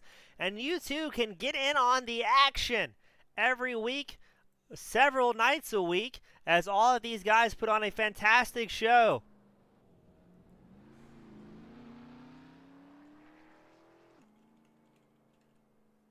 Trying to get the rest of the drivers to the waiting room. We're waiting on Pete Cocoa Puffs Kopko to get into the broadcast booth, as well as Steve Thompson. We've got our race winner, Ogle. He's standing by.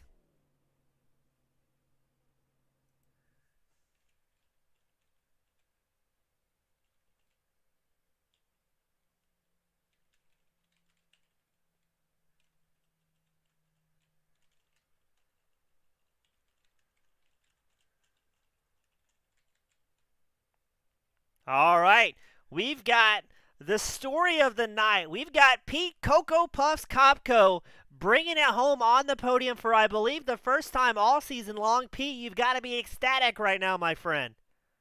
I am very ecstatic. It was a rough race. I mean, that's a tough car to drive on that track, being a flat track like that. So it was all about throttle control, But I was just real happy to put the Gary Corbett number 3 on the podium for him. I know I'm not a number 1, number 2 driver, but to get that car on the podium is what I wanted to do, and that's what I concentrated on. Well, there's so many great and clean and fast, and you pick a positive adjective, and it probably fits, but such a talented group of drivers here at the Old Bastards Racing League. I mean, it's some of the cleanest racing I have the pleasure of broadcasting. We won't count the first 50 laps, Pete. We'll ignore that part. But I mean, you guys did a great job. I mean, I went out there in some of the test sessions that one of the drivers let me borrow their car, and it's so slippery. Did it get a little bit more manageable once the tires really started to wear out, or was it like that the entire way around, just holding on for dear life? Actually, the right rear got a lot worse, in my opinion. You really had to pay attention to the throttle, because coming off of 4 or coming off of like 3 into 4 right there, you kind of had to find grip, whether that be in the middle groove or kind of put those right side tires up high. But no, it got worse as time went on. So you were really fluctuating the pedal. I mean, you did a great job, man, Pete. We're super pumped for you up here in the broadcast booth. We had folks on the live stream cheering for you as well, man. Before we let you sign off and, pop that Fresca, is anybody you'd like to thank that may be watching? Or if you want to give any shout-outs, the time is yours, my friend. Well, I want to give a shout out to my girlfriend, Janice. Hopefully she's watching. And just want to say congratulations to my daughter, got engaged yesterday. Congratulations, Jessica and Cody. And like I said, I just want to wish Gary's family the best, and let them know that our thoughts and prayers are with them, and our condolences are with them. So thank you very much, guys. I'm glad I could be a part of this league and a part of this broadcast. Thank you, everybody. Always a pleasure, Pete. We'll see you next week, my friend. Thank you, sir. Have a good day. Thank you. All right, that was Kopko Cocoa Puffs bring onto the podium for the first time, but now we've got second place finisher Steve Thompson. A great run. It looked like that last pit strategy really played out in your favor with those fresh tires coming back out on track. Yeah, I thought Ogle didn't pit. He didn't pit. I thought, oh, I got him. I'm going to win this thing. And then he did it on fuel mileage. So, yeah, congratulations, man. He was like outclassed on this track. I mean, he swept all 3. So he was a big sweeper this week. We'll have to get him a leaf blower after that. Now, when you say all 3, that means every series that the OBRL guys put on was at New Hampshire this week, and he won all 3, correct? Yep, he won the trucks. He won the Xfinity Thursday night, and then he already called it. He called he was going to sweep it. So it's really bad. His head's going to blow up. It's so big now. Jeez. Well, that's going to be an interesting podium interview. But right now it's all about you, my friend. I mean, you did a great heartfelt speech before we kicked off. You got back in race mode very quickly. And, I mean, were you thinking the pace looked like you had it. I just didn't know if maybe your tires fell off and you weren't able to keep that gap going, or what was in your head the last 20 laps? I'm just not like comfortable when my car's like out of control, and I couldn't get off of off 4 very well. I found a little bit of speed about midway through my run, kind of split in lane 2 and 3, but then for some reason my front end kept sliding. It was weird. It wasn't like I was getting loose behind. It was the front end was taking off. So I mean, Ogle, he definitely he was a class of the field there. So that was probably the best run. I think I've had a couple second places, but it's probably the most comfortable I've ever felt here. Now, Steve, we're going back to Pocono next week, and correct me if I'm wrong, but you're the last race winner there for the Metro Ford Cup Series. Are you happy to be going back to the Tricky Triangle? Yeah, I love that place. Actually, I've won I swept those races a lot when we were there here a couple weeks ago. I won the truck, the Xfinity, the Cup Series, and then last week we had the ARCA Cup or ARCA Series there, and I won it too. That's one of my favorite tracks. Well, good. I'm looking forward to calling that one. It's always an exciting time with all you grumpy old bastards here in the OBRL League. Steve, before I let you sign off and celebrate a little bit, who would you like to give a shout out to that may be listening along at home today? First of all, I want to give Lenore, Gary's Corbett a shout out. Condolences to Gary's sister and Lenora for the passing of Gary. They're in my hearts. I put Gary, we got Gary all over the car. So this whole thing's dedicated to him. And we're going to do a memorial race every year around this period at Atlanta because that's his last win. And that was one of his favorite tracks. So it'll probably be the truck series every year. And man, I miss you, Gary. I miss talking to you. And I love you, man. You're one of the best dudes I ever knew in my life. So that's about it. Thanks. Well, Steve, well done tonight, man. You guys all did your friend quite the honor tonight and put on a fantastic show. And I look forward to seeing you next week at Pocono. Thank you. Thanks for the broadcast, man. And thanks for doing the video of Gary. It really means a lot to me. Always a pleasure. Racers are family no matter how you find them. So we'll see you next week, Steve. Thank you, man. Thank you. All right, up next, man of the hour. I'm excited. The other drivers are apprehensive for this podium interview, but we've got Tom Ogle sweeping every round here in New Hampshire across the OBRL leagues. Tom, I know you called it beforehand, but nobody knows until we see it happen. But you're able to put it on the top box and win some more, my friend.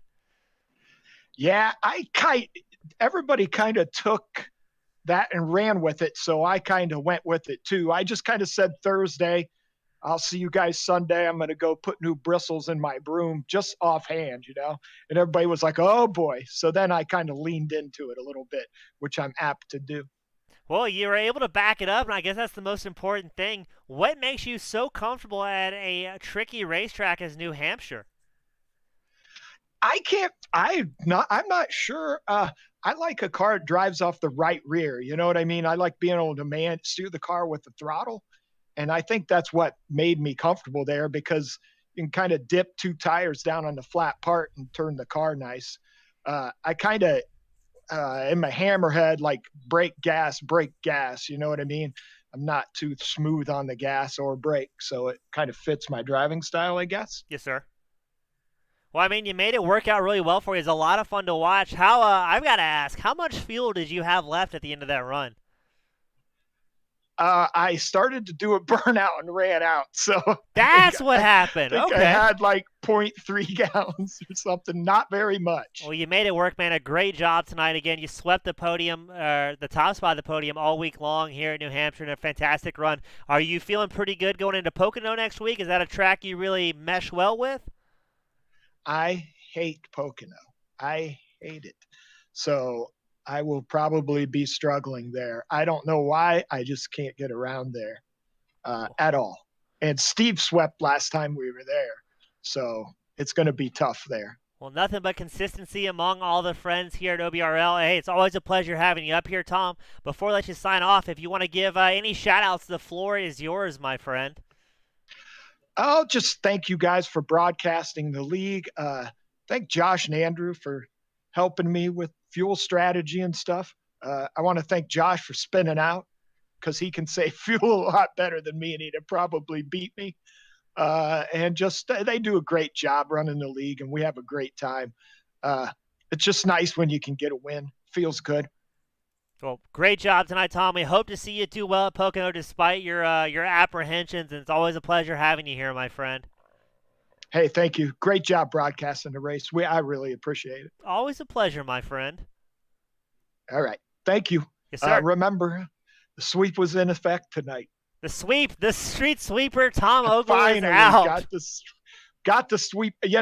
I hate to even talk junk, and I had leaned into it so much after a couple glasses of wine, so I almost had to. Well, that's the thing here at OBR. I mean, you guys run 4 races a week. When you're not racing, everybody's practicing on the off nights, and it's just a big old goofy dysfunctional family that makes it so much fun for everybody. Yes, it is. I really enjoy the banter, and Steve does a good job making me laugh for the drivers' meeting. So we have a great time. It's a really good time. Good guys, all good guys. All right, Tom, we'll let you go celebrate, my friend. Okay. Thank you. You guys have a good weekend. And that is going to do it here at the Old Bastards Racing League, the Metro Ford Cup Series. Always a great time. They put on a fantastic show here in New Hampshire. We're looking forward to next week at Pocono, the Tricky Triangle. And don't go anywhere because next week we'll be back in the booth. 11:30 is when these guys start their qualifying session. On behalf of OldBastardsRacing.com, TeamGoonSquad.com, I'm James East in the booth, bringing the action 1080p, 60 frames a second. And a huge shout out to Metro Ford for sponsoring the OBRL Cup Series. We'll see you next week. Have a great night, everybody.